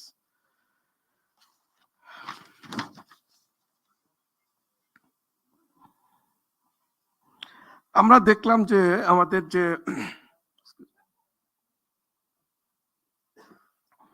Citizens manifesto, যেটা মজ্জম ভাই খুব সুন্দরভাবে উঠে এনেছেন এবং যেগুলি বলেছেন যে most of those are aligned with our in fact manifesto or the policies are planning. In fact, hardly anything is left. In fact, because when we make our manifesto or make our plan, we do adhere to the people, because this is meant for the people, not for someone, for me or honorable MP. So ওগুলো কিন্তু আমরা করি। একটা জায়গায় শুধু যেটা this quick enhancement of electricity and energy supply special act, এই বিষয়টা এটা এভাবে আসে না, I do agree, কিন্তু একটা জিনিস হলো কি যে the way it has been applied in the last decade, if you look that it has hardly been used. So law থাকতে পারে, বাট আমাদের অনেক ভালো ভালো ল আছে, কমিশন আছে। Question is whether we do apply those laws or utilize those commission. একইভাবে এটা যেটা ল আছে এটাকে অনেকে ইন্ডেমনিটি অ্যাক্ট বলে, কালো আইন বলে, কিন্তু এটা কিভাবে আমরা অ্যাপ্লাই করছি সেটা একটা বিষয়। বরং হ্যাঁ, আমরা যেটা এখন করছি যে সোলারের ক্ষেত্রে করছি, যদিও দেয়ার ইজ কমেন্ট যে যদি হয়তো আমরা কম্পিটিটিভ বিডিং এ করতাম হয়তো এর থেকে ভালো আসতো, কিন্তু একটা জিনিস দেখেন, এবং সোলারের কষ্টের কথা আসছে যে in fact it has taken its own course. Solar শুরু করেছি আমরা 18-19 cent, now it has come down to 9.85 cents, এবং এগুলো কিন্তু এই আনসলিসিটেডে কিন্তু নেগোসিয়েশনে আসছে। You will be even be astonished to know, even বরং আমরা বিপিডিপির ক্ষেত্রে আমরা রিসেন্টলি আমরা কম্পিটিটিভ বিডিং করেছি, and the lowest cost was even no less than this negotiation cost. So sometimes even you see bidding costs sometimes go higher due to many reasons. I don't want to clarify, but that can be. Borong amra এই যে একটা জিনিস অনেকটা সেই গুলিস্তানের মাল বেচা কেনার মতো, যে আপনি যা বলবেন তার অর্ধেক বলা। আমরা কিন্তু সেভাবে নেগোশিয়েট করি। হ্যাঁ, যে আগের বার ছিল 9.85, এবার কিন্তু 9.75 না হলে দিব না, whatever maybe your cost proposition. আমরা কিন্তু ওইরকম we become sometime harsh, even not looking into their cost proposition. So সেগুলো কিন্তু আমরা করি, বাট হয়তো এই একটার কারণে ওগুলিকে হয়তো আপনারা সেভাবে ইয়ে করতে পারেন না। এনিওয়ে, দ্য রিকমেন্ডেশন গুলো যেটা আসছে, আসলে তো সবগুলো রিকমেন্ডেশন আবার ঠিক এখান থেকে নেওয়া, এবং most of those are discussed, এবং আমার মনে হয় যে সেগুলোই আবার এখানে আসছে, যেমন ফেজ আউটের কথা যেটা বলা হলো, এগুলো সব এসেছে। একটা জিনিস যেটা multi buyer model should be implemented for BPDB, এটা তো বিপিডিবি না, মানে বিপিডিবি এখন is a single buyer, multi buyer হলে other than BPDB other buyer will be there. Auction market should be establish for renewable energy. আমি একটা জিনিস বলি আপনাদেরকে, যে রিনিউয়েবলের আজকে আমরা যখন এই যে নেগোসিয়েশন করি এবং কমিয়ে আনছি, আপনি যদি as opposed to that, if you look into the feeding tariff that has been applied in the other part of the world, they are also in trouble. কারণ হলো কি, আমি বলে দিলাম যে এর মধ্যে, এবং তখন এত লোক জাম করছে যে তখন আলটিমেটলি আমার সেটাকে অ্যাকোমোডেট করা কঠিন হয়ে গেছে। সুতরাং আসলে প্রত্যেকটা মডেলেরই কিন্তু মেরিটস এন্ড ডিমেরিটস আর দেয়ার, এটা কিন্তু আমাদেরকে উই হ্যাভ টু অ্যাকনলেজ।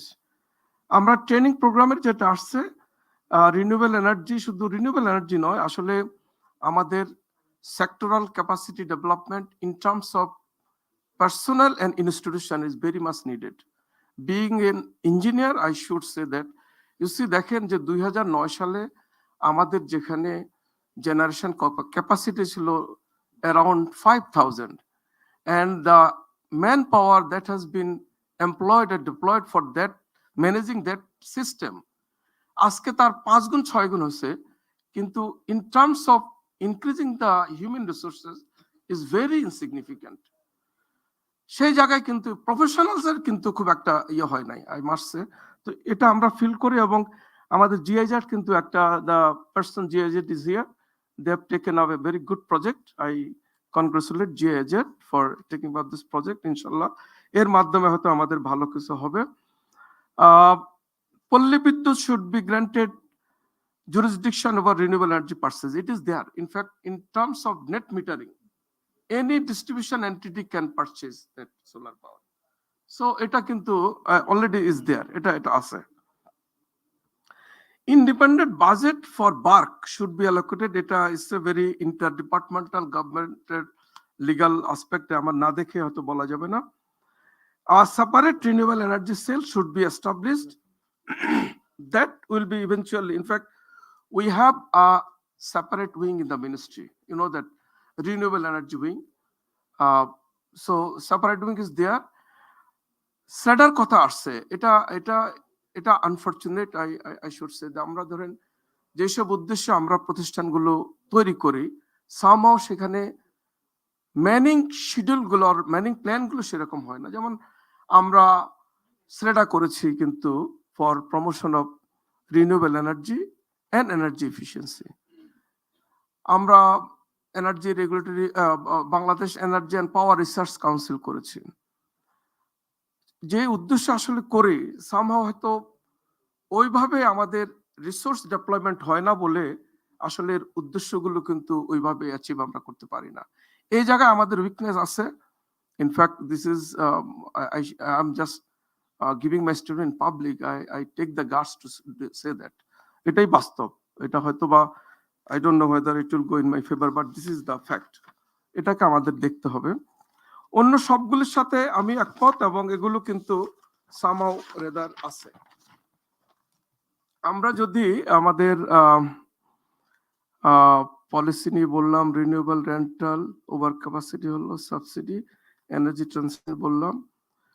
আমাদের আবারও সেই রিনিউয়েবল নিয়ে তো অনেক কথা হলো। একটা জিনিস দেখুন, যে যখন বদরুল ইমান স্যার কথা বললেন, উনি কিন্তু রিনিউয়েবল নিয়ে মাথাও ঘামান নাই। উনি বলছেন যে সারা দেশে গ্যাস আছে, তার মানে হলো গ্যাস দিয়ে কিন্তু বিদ্যুৎ উৎপাদন করতে পারেন, which is in fact renewable clean energy is missing. আমাদের যখন প্রফেসর শফিক বললেন, উনি বললেন যে nuclear is he is happy that nuclear has been included, এবং নিউক্লিয়ারকেই কিন্তু ক্লিন এনার্জি হিসেবে এটাকে আরো বাড়াতে হবে। আমাদের জার্মান এম্বাসির ভদ্রলোক যেভাবে বললেন যে 22 ক্যারেট আর 12 ক্যারেট, উনি 22 ক্যারেটের মানুষ, ওনার সেই ক্যাপাসিটি আছে, উনি 22 ক্যারেট নিয়ে থাকুক। আমার আপাতত 12 ক্যারেট নিয়ে চলতে হবে, আমি সেটা নিয়ে থাকতে চাই। শারিয়াত তো যেখানে যায় সব 100% বা তার সাথে অন্যরা ইকো করে, 100% রিনিউয়াল করে। এই যে চারজনটা মিলায় দেখবেন যে যার আঙ্গিকে বলে, বাকি পয়েন্টগুলো কিন্তু মিসিং থাকে সেখানে। Grid stability, round the clock আমার যে ইলেকট্রিসিটি, আমার national resource availability, but as a government কিন্তু আমাদেরকে সব দিকটা দেখেই কিন্তু প্ল্যানিং করতে হয়, এটাই বাস্তব। সেই কারণে আসলে আপনারা যখন বলেন আর আমরা যখন বলি, তখন আমাদের কথাটা, আমি যখন এক পয়েন্টও বলি তখন বাকি 3 জন পছন্দ করবেন না, আরেক পয়েন্ট বললে অন্য 3 জন পছন্দ করবেন না, এটাই বাস্তব। কিন্তু আমাদেরকে কিন্তু সবাইকে নিয়েই, সবার মতামত নিয়ে একটা হলিস্টিক অ্যাপ্রোচে আমাদের যেতে হয়। আমি যদি একটু just have a round down on the comment, যদি কারো কোনো, যেমন একজন যেটা বললেন শফিক ইজ দেয়ার, অ্যামোনিয়া হাইড্রোজেনের বিষয়টা আসছে, আবার সিসিএস এর কথা উনি বলছেন।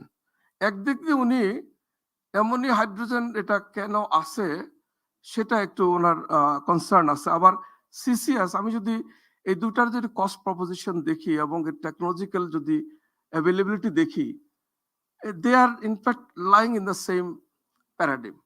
সুতরাং ওই যে বললাম যে যার আঙ্গিকে বলে, অ্যামোনিয়া হাইড্রোজেন কিন্তু আমরা আজকের কথা বলে নাই। আপনি যদি if you just go review our IEPMP, we have also kept in the later term even after 2035. এবং স্বাভাবিকভাবে হয় কি, যখন আমরা একজন কনসালটেন্ট নিয়োগ করি, কনসালটেন্ট তার বেস্ট অপিনিয়ন দেয়। আমরা কনসালটেন্ট কেন নিয়োগ করি? We may not be expert on those. তাকে যখন আমার কিছুটা কম্প্রোমাইজ করে অ্যাকোমোডেট করতে হয়, তখন হয়তো রাখতে হয়। কিন্তু যেমন আমরা কিন্তু বলি নাই যে আগামী দিনে আমরা হাইড্রোজেন এবং অ্যামোনিয়া যাব, আমরা সেভাবে বলছি। উদ্দেশ্য একটাই যে হ্যাঁ, তামিম স্যার যেটা বললো যে আমরা লং টার্ম কিছু রাখি, it's a long term vision. আমার দৃষ্টিশক্তি অনেক দূরে থাকবে, কিন্তু কাছেরটাকে আমি ভালোভাবে দেখি। তো আমার 5 বছর অন্তর অন্তর কি, সেগুলো কিন্তু আমরা ওইভাবেই আমাদের ফোকাসে আনি।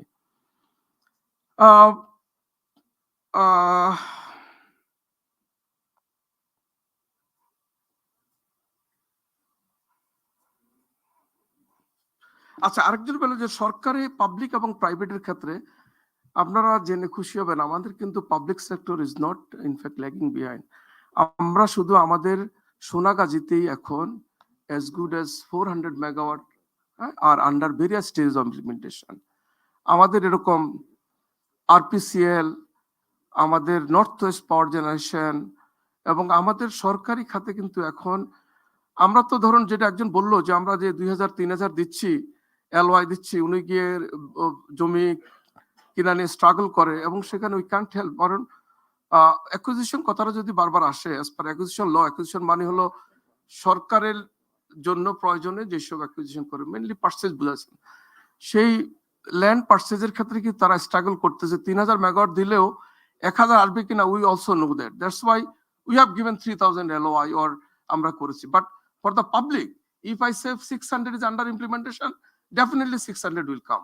সো আমরা কিন্তু পিছিয়ে নেই, আমাদের পাবলিক সেক্টরে আমরা এই রেসপন্সিবিলিটি নিচ্ছি, কারণ এটা গভর্নমেন্টের ম্যানিফেস্টোতে আছে, সেই জন্য আমরা সেটা করছি।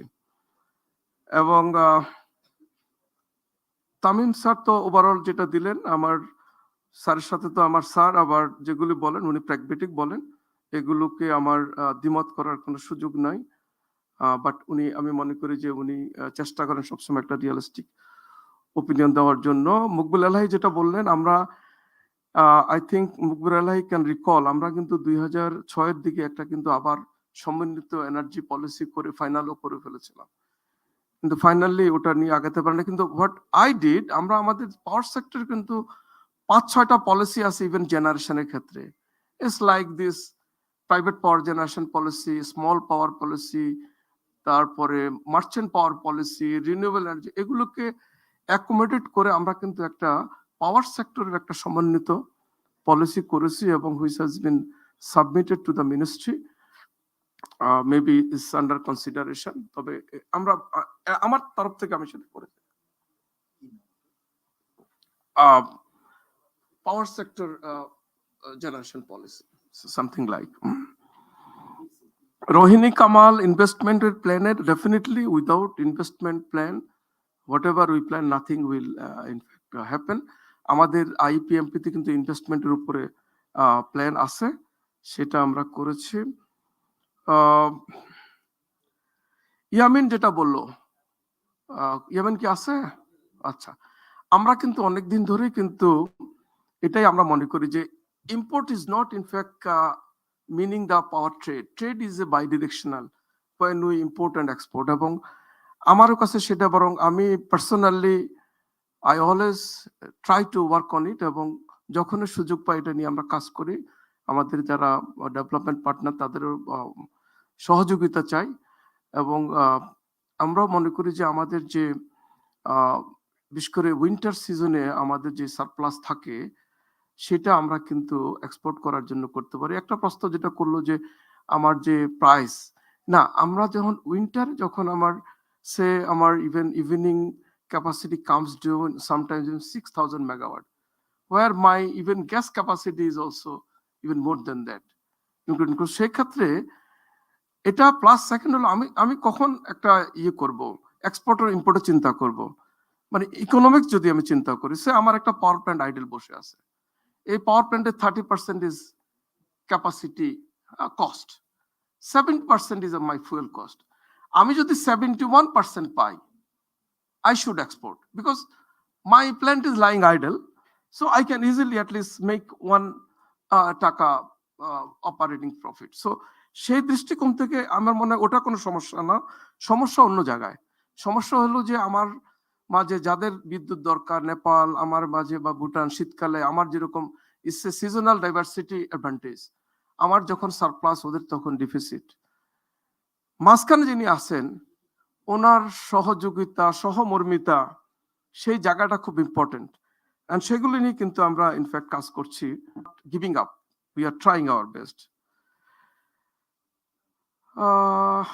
ইমরান চৌধুরী, মেজর আক্তার যেটা বললেন এটা ইনস্ট্যান্টলি ফ্লোর থেকে দুই একজন অপোজ করছেন, যে উনি হয়তো মিন করছেন যে শুধু সোলার প্যানেল। আসলে যখন আমি একটা সোলার পাওয়ার প্ল্যান্ট করি, এই সোলার প্যানেলের সাথে associated infrastructure is related. Tobe I do agree with him, nowadays 3 acre is not at all required, it is something 2+ acres. So oguli amader bhabte hobe je because land is a precious for us, amaderke ei optimization korte hobe, land joto komano jay seta amader chesta kora uchit, সেই আঙ্গিকে আমাদের কাজ করা উচিত।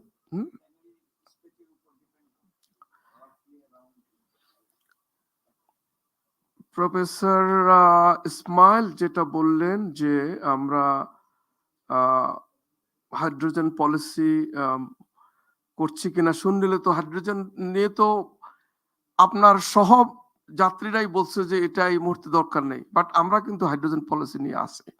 আর আপনি যেটা বললেন যে কার্বন ডাই অক্সাইড রিডিউস হচ্ছে না কেন, you just look at NDC, তো আপনি এনডিসি দেখলে তো বুঝবেন যে সিওটি ইমিশন হচ্ছে না। আর এটা নিয়ে আমরা এটা এক ধরনের গরিবের ঘোড়া রোগ আমি বলবো, সরি টু সে, বাংলায় বলি তো অন্যরা বুঝবে না। হ্যাঁ, সেটা হলো 1.5%। এই নিয়ে আপনার এত মাথা ব্যথা, সারা বিশ্বে জার্মানি অলরেডি এই কয়দিনের জ্বালাই সহ্য করতে পারলো না, তারা কোল রিওপেন করে দিচ্ছে। আর আপনি আমি এটা নিয়ে অ্যাডভোকেসি পারলে মাঠে মিছিল করতে যাবে। আমার মনে হয় এই জায়গাগুলো আমাদেরকে একটু দেশের স্বার্থে চিন্তা করা উচিত। Madam, I will not take that much, আমার মনে হয় I have already done my part, whatever I could taken.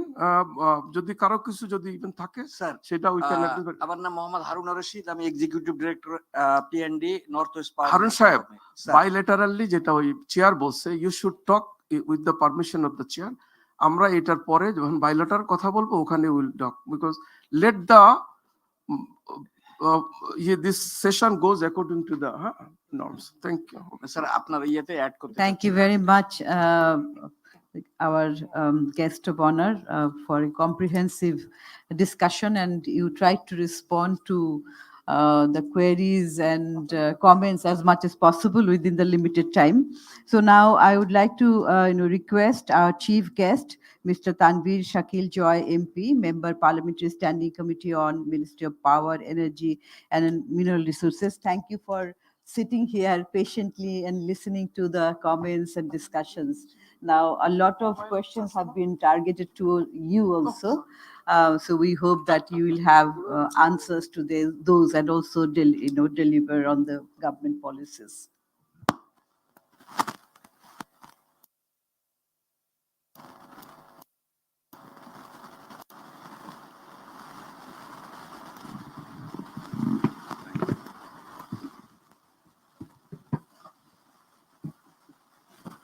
সম্মানিত চেয়ার, সম্মানিত অতিথিবৃন্দ, সকলকেই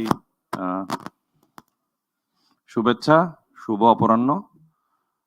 আমি জাতির জনক বঙ্গবন্ধু শেখ মুজিবুর রহমান এবং ভাষা শহীদদের প্রতি গভীর শ্রদ্ধা নিবেদন করছি। আপনাদের সকলকে বসন্তের এবং ভালোবাসা দিবসের শুভেচ্ছা জানাই। আসলে আজকের এই দিনে এরকম একটা ভারী বিষয় নিয়ে এতক্ষণ আলোচনা করা একটা মর্মপীড়ার মতো বিষয় হয়ে যাচ্ছে। তারপরেও যেহেতু প্রধান অতিথি হিসাবে আমাকে মোয়াজ্জেম ভাই এবং ফাহমিদা আপা নির্বাচিত করেছেন, আসলে আমি ওনাদের দীর্ঘদিনের প্রতিবেশী, তো এই জন্য আমার ক্যাপাসিটি সম্পর্কে ওনারা ওভার এস্টিমেট করেন।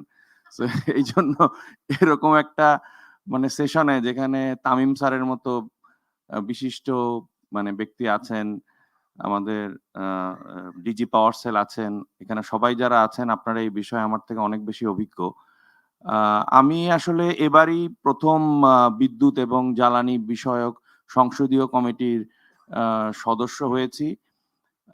আমি দীর্ঘ সময় ধরে এমপি থাকলেও আমি আসলে পরিবেশ নিয়ে কাজ করি, এখানে যারা আছেন ওনারা জানেন, এবং ওই বিষয়ক সংসদীয় কমিটির সদস্য এখনো আছে। এটার সাথে আমাকে আসলে মাননীয় প্রধানমন্ত্রী যখন এইবার সংসদীয় কমিটি করেন, উনি নাকি প্রত্যেক বিভাগ থেকে একজন দিয়েছেন। তো রাজশাহী বিভাগ থেকে আমাকে ছাড়া আর কাউকে ইলেকট্রিক্যাল ইঞ্জিনিয়ার পান নাই, ওই জন্য এখানে দিয়ে দিচ্ছেন আসলে। তো আমি জাস্ট আমার স্বল্প জ্ঞান থেকে দু একটি বিষয় একটু বলি। আমাকে যে প্রশ্নগুলো করা হয়েছে সেগুলোর অধিকাংশ উত্তর আসলে ডিজি মহোদয় দিয়ে দিয়েছেন। আমি 2008 সালে প্রথম সংসদ সদস্য নির্বাচিত হই। আমার নির্বাচনী আসন সিরাজগঞ্জ। আমি যখন সংসদ সদস্য নির্বাচিত হই সেই সময় আমি যখন আমার নির্বাচনী এলাকায় আমার বাড়ি যেতাম, তখন প্রতিদিনই আমার সাথে কয়েক হাজার লোক বিভিন্ন এলাকা থেকে দেখা করতে আসতো। পুরুষ, মহিলা, বয়স্ক, শিশু সবাই আসতো, এবং তাদের সকলেরই একটি দাবি থাকতো যে অবিলম্বে আমাদের বাড়িতে বিদ্যুৎ সংযোগ দিতে হবে।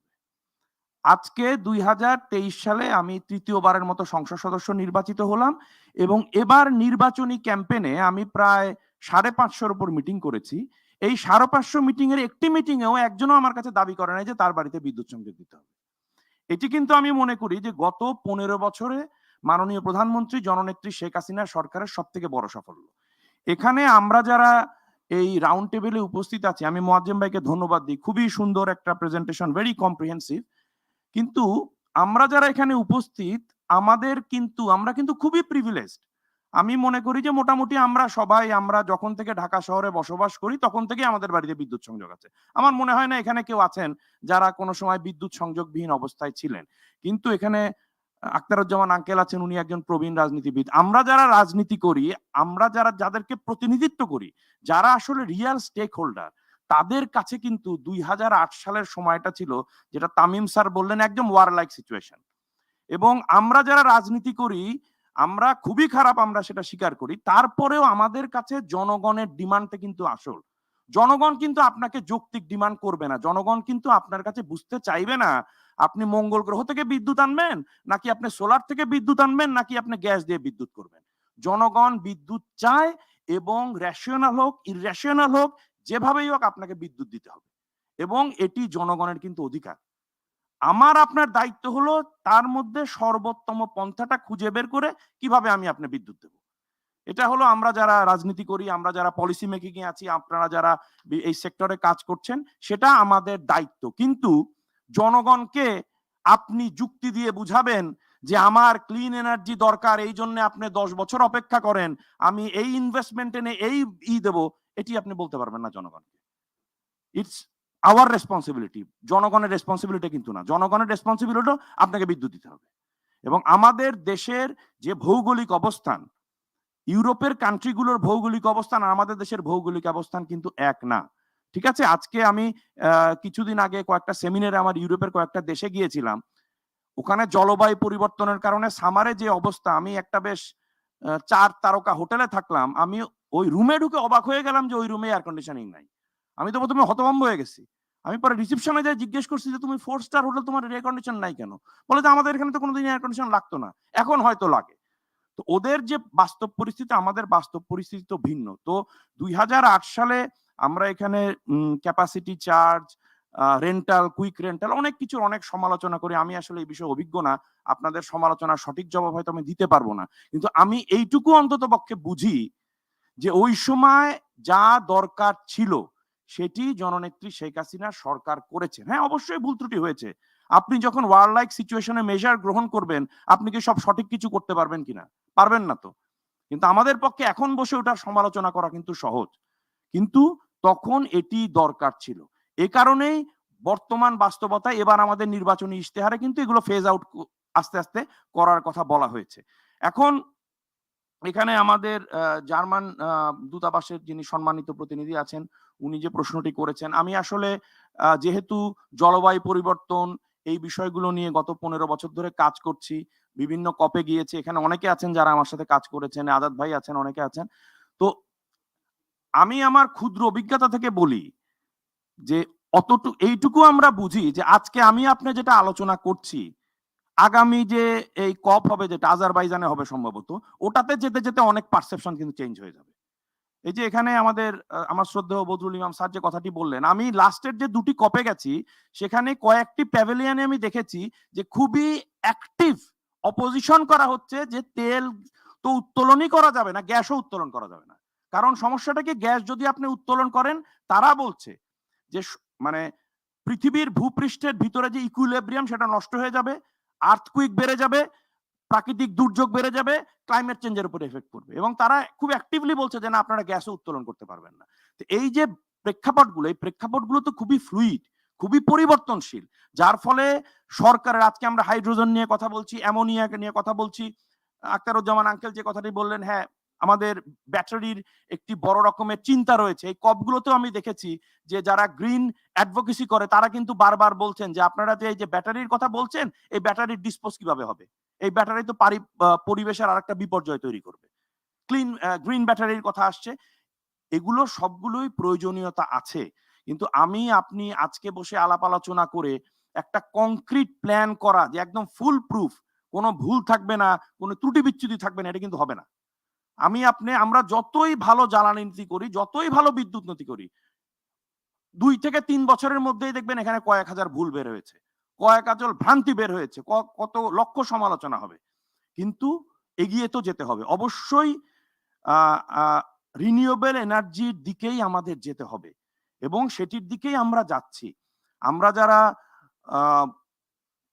এই সেক্টরে কিছুটা হলেও যুক্ত আছি, আমি একটি বিষয় আপনাদেরকে বলতে পারি, মাননীয় প্রধানমন্ত্রী জননেত্রী শেখ হাসিনার থেকে এই ক্ষেত্রে বড় অ্যাডভোকেট কেউ নেই। ওনাকে যদি অপশন দেওয়া যেত, ওনার কাছে যদি অপশন থাকতো যে কালকে 100% রিনিউয়েবল করা যাবে, উনি কালকে সেটি করে ফেলতেন। ওনার সেই মানসিকতাটা কিন্তু আছে, আমরা যারা দেখেছি।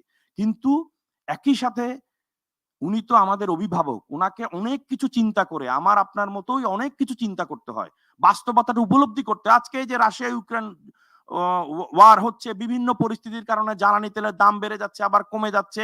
তো এই যে পরিস্থিতিগুলো, এই পরিস্থিতিগুলো তো আপনি সবকিছু জ্বালানি ব্যবস্থাপনার মধ্যে সমন্বিত করতে পারবেন না, এটি তো সম্ভব না।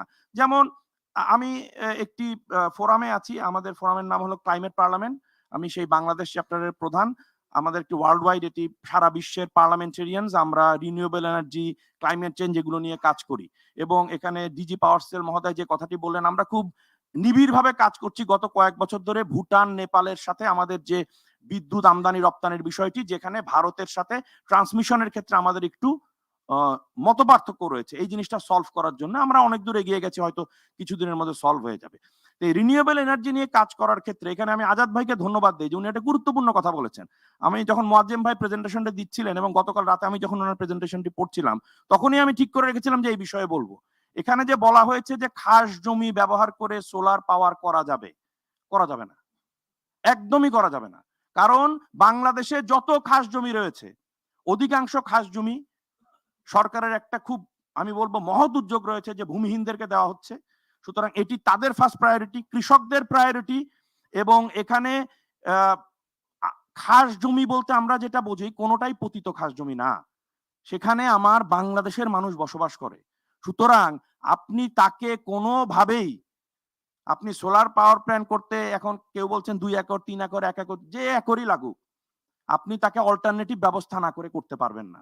এই যে এখানে বিভিন্ন, আমি জানি না যে সোলার পাওয়ার প্ল্যান্ট যারা করেছেন কেউ আছেন কিনা প্রতিনিধি, ওনারা জানেন যে আমার নির্বাচনী এলাকায় চরে একটা সোলার পাওয়ার প্ল্যান্ট অনুমোদিত হয়েছিল, 7 বছর হয়ে গেছে, 7 বছর হয়ে গেছে, ওখানে জমি আমরা ব্যবস্থা করে দিতে পারি নাই। ওই এলাকার জনগণ আমার এবং আমার পরিবারকে 50 বছর ধরে ভোট দেয়, যা বলি তাই শোনে, কিন্তু ওই ব্যাপারে তারা না, কোনো মতেই মানাতে পারি নাই। এই যে বাস্তবতা, এই বাস্তবতাটা আমাদের উপলব্ধি করতে হবে। আজকে যে কথা হলো যে ক্লিন এনার্জি, রিনিউয়েবল এনার্জি, আমি মনে করি clean energy, renewable energy, it's a part of ecosystem. আমাদেরকে আলাদা করে বাংলাদেশের বাস্তবতায় আমরা যদি মনে করি যে একদম 100% রিনিউয়েবলই হবে, ক্লিন এনার্জি বলতে আমরা হাইড্রোজেন, পারমাণবিক বিষয় এগুলোকে আনবো না, এটা আসলে হবে না বাস্তবতায়। কারণ আমাদের সেই রিনিউয়েবলের পোটেনশিয়ালটা নাই। এখানে শফিক সাহেব একটি ডাটা দিয়েছেন, আমি অনলাইনেও পড়ছিলাম যে এখানে বোধহয় 2000 মেগাওয়াটের কথা আপনি বলেছেন, যেখানে $1.1 বিলিয়ন সাশ্রয় হবে, হুইচ ইজ ফ্যান্টাস্টিক, মানে প্রপোজিশন। এটা হলে তো খুবই ভালো হয়। বাংলাদেশ তো পায়োনিয়র, 6 মিলিয়ন সোলার হোম সিস্টেম বাংলাদেশে, কিন্তু তার মধ্যে কতগুলো ফাংশনিং আছে, কতগুলো ফাংশনিং, আসলে অনেকগুলো তো ফাংশনিং নাই এখন। তো সুতরাং তবে আমাদেরকে ওয়ে ফরওয়ার্ড ওই দিকেই, আমাদেরকে অবশ্যই ওই দিকেই যেতে হবে, ক্লিন এনার্জির দিকেই যেতে হবে।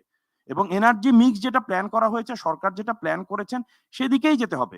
আজকে জাপান তো খুবই উন্নত দেশ, অথচ জাপান কিন্তু one of the largest coal fired power plant. সেখানে সুপার ক্রিটিক্যাল পদ্ধতি আরো অনেক কিছু ব্যবহার করা হচ্ছে, চেষ্টা করা হচ্ছে যাতে এমিশনটা কমে আসে, এভাবেই তো করা হচ্ছে। তো সেভাবে আমাদেরকে আমাদের বাস্তবতায় চিন্তা করতে হবে, চেষ্টা করতে হবে। কিন্তু যে কথাটা দিয়ে আমি শুরু করেছিলাম, সেই কথাটাই দিয়ে শেষ করি যে এন্ড অফ দ্য ডে জনগণ কি চায়, সেটা রেশনাল হোক ইররেশনাল হোক, সেটাকে আপনি রেশনাল ধরে তাদের ডিমান্ড অনুযায়ী, তাদের ডিমান্ডকে আপনি যতই অ্যাওয়ারনেসের কথা বলি, অ্যাডভোকেসির কথা বলি, জনগণের এনার্জি ডিমান্ডটা একদম প্রাইম হয়ে গেছে এখন। এখন আমরা বলি না যে খাদ্য বস্ত্র বাসস্থান, খাদ্য বস্ত্র বাসস্থানের সাথে জ্বালানি, ওই খাদ্য বস্ত্র বাসস্থানের সাথে জ্বালানিও আছে। আজকে আমার নির্বাচনী এলাকার 6টি ইউনিয়ন চরে অবস্থিত, যেখানে মানুষ কোনোদিন বিদ্যুতের স্বপ্নই দেখে নাই, সেখানে জননেত্রী শেখ হাসিনা শতভাগ বিদ্যুৎ দিয়েছেন। এবং আমি এবারকার নির্বাচনী প্রচারণার সময় আমি যখন গিয়েছি, আমি অবাক হয়ে গেছি যে আমাদের বাংলাদেশের স্বনামধন্য প্রতিষ্ঠান ওয়ালটন আমার উপজেলায় যে ওয়াশিং মেশিন বিক্রি করে, সেটা সব থেকে বেশি চরে বিক্রি করে। অথচ যে মানুষগুলো বিদ্যুৎই পেত না, সেখানে আজকে প্রায় 70% হাউস হোল্ডে ওয়াশিং মেশিন আছে। সো এই যে তাদের নেসেসিটি, এই যে তাদের মানে রূপান্তর, আমরা ট্রানজিশনের কথা বলছি জ্বালানি, একই সাথে সামাজিক জ্বালানি ক্ষেত্রে মানুষের মনোভাবের যে ট্রানজিশন, এটাকে কিন্তু বাস্তবতার সাথে মিশিয়ে তারপরে আমাদের সেই দিকে যেতে হবে। অবশ্যই clean energy, renewable energy is the way forward. এবং ফসিল ফুয়েল বা এই যে কনভেনশনাল এনার্জি, এটির মাধ্যমে তো আমরা আসলে গ্রিন হাউস গ্যাস এমিশনও কমাতে পারবো না বা জলবায়ু পরিবর্তনও ঠেকাতে পারবো না। সুতরাং আমাদের ওই দিকেই যেতে হবে, ওই দিকেই যেতে হবে। এখানে আমাদের বিদেশি দূতাবাসের প্রতিনিধিরা আছেন, অনেকে আছেন, ওনাদের কাছে শুধু একটি বিষয় বলবো যে এই যে আলাপ আলোচনাগুলো হয়, আপনারাও অনেক পরামর্শ দেন, কিন্তু উন্নত বিশ্ব আমাদের যে প্রয়োজনীয়তা সেটা কতটুকু ক্যাটার করে। আজকে যে আমরা ট্রানজিশন করব, ট্রানজিশনের জন্য যে ফান্ডিং, সেই ফান্ডিং এর কথা যখন আসে তখন কিন্তু আমরা সেরকম রেসপন্স পাই না। এই ট্রানজিশনের কথা যখন বলি, টেকনোলজি ট্রান্সফারের কথা যখন আসে, তখন তো কপিরাইটের কথা আসে, মেধা সত্ত্বের বিষয় আসে, অনেক সত্য চলে আসে, তখন তো আবার আমরা সেই সাপোর্টটা পাই না। সুতরাং আমি মনে করি যে সবাই আমরা আমাদের প্রবলেম আমাদেরই সলভ করতে হবে, আমাদের বাস্তবতাকে সামনে রেখে সলভ করতে হবে, আবার একই সাথে বিশ্বটাকে বাঁচানোর যেরকম দায়িত্ব আমাদের, আমাদের দেশটাকেও তো বাঁচানোর দায়িত্ব। সেজন্য সবাইকে কাজ করতে হবে। আমি আবারও সিপিডিকে আন্তরিক ধন্যবাদ জানাই যে আমাকে এখানে আমন্ত্রণ জানানোর জন্য। আপনাদের সকল কিছু শুনে আমি অনেক সমৃদ্ধ হলাম। আশা করি যে এক্ষেত্রে আমরা সকলে আরো ভালো কাজ করে আরো ভালো জ্বালানি নিরাপত্তার দিকে দেশকে এগিয়ে নিয়ে যেতে পারবো। সকলকে ধন্যবাদ। খোদা হাফেজ। জয় বাংলা, জয় বঙ্গবন্ধু।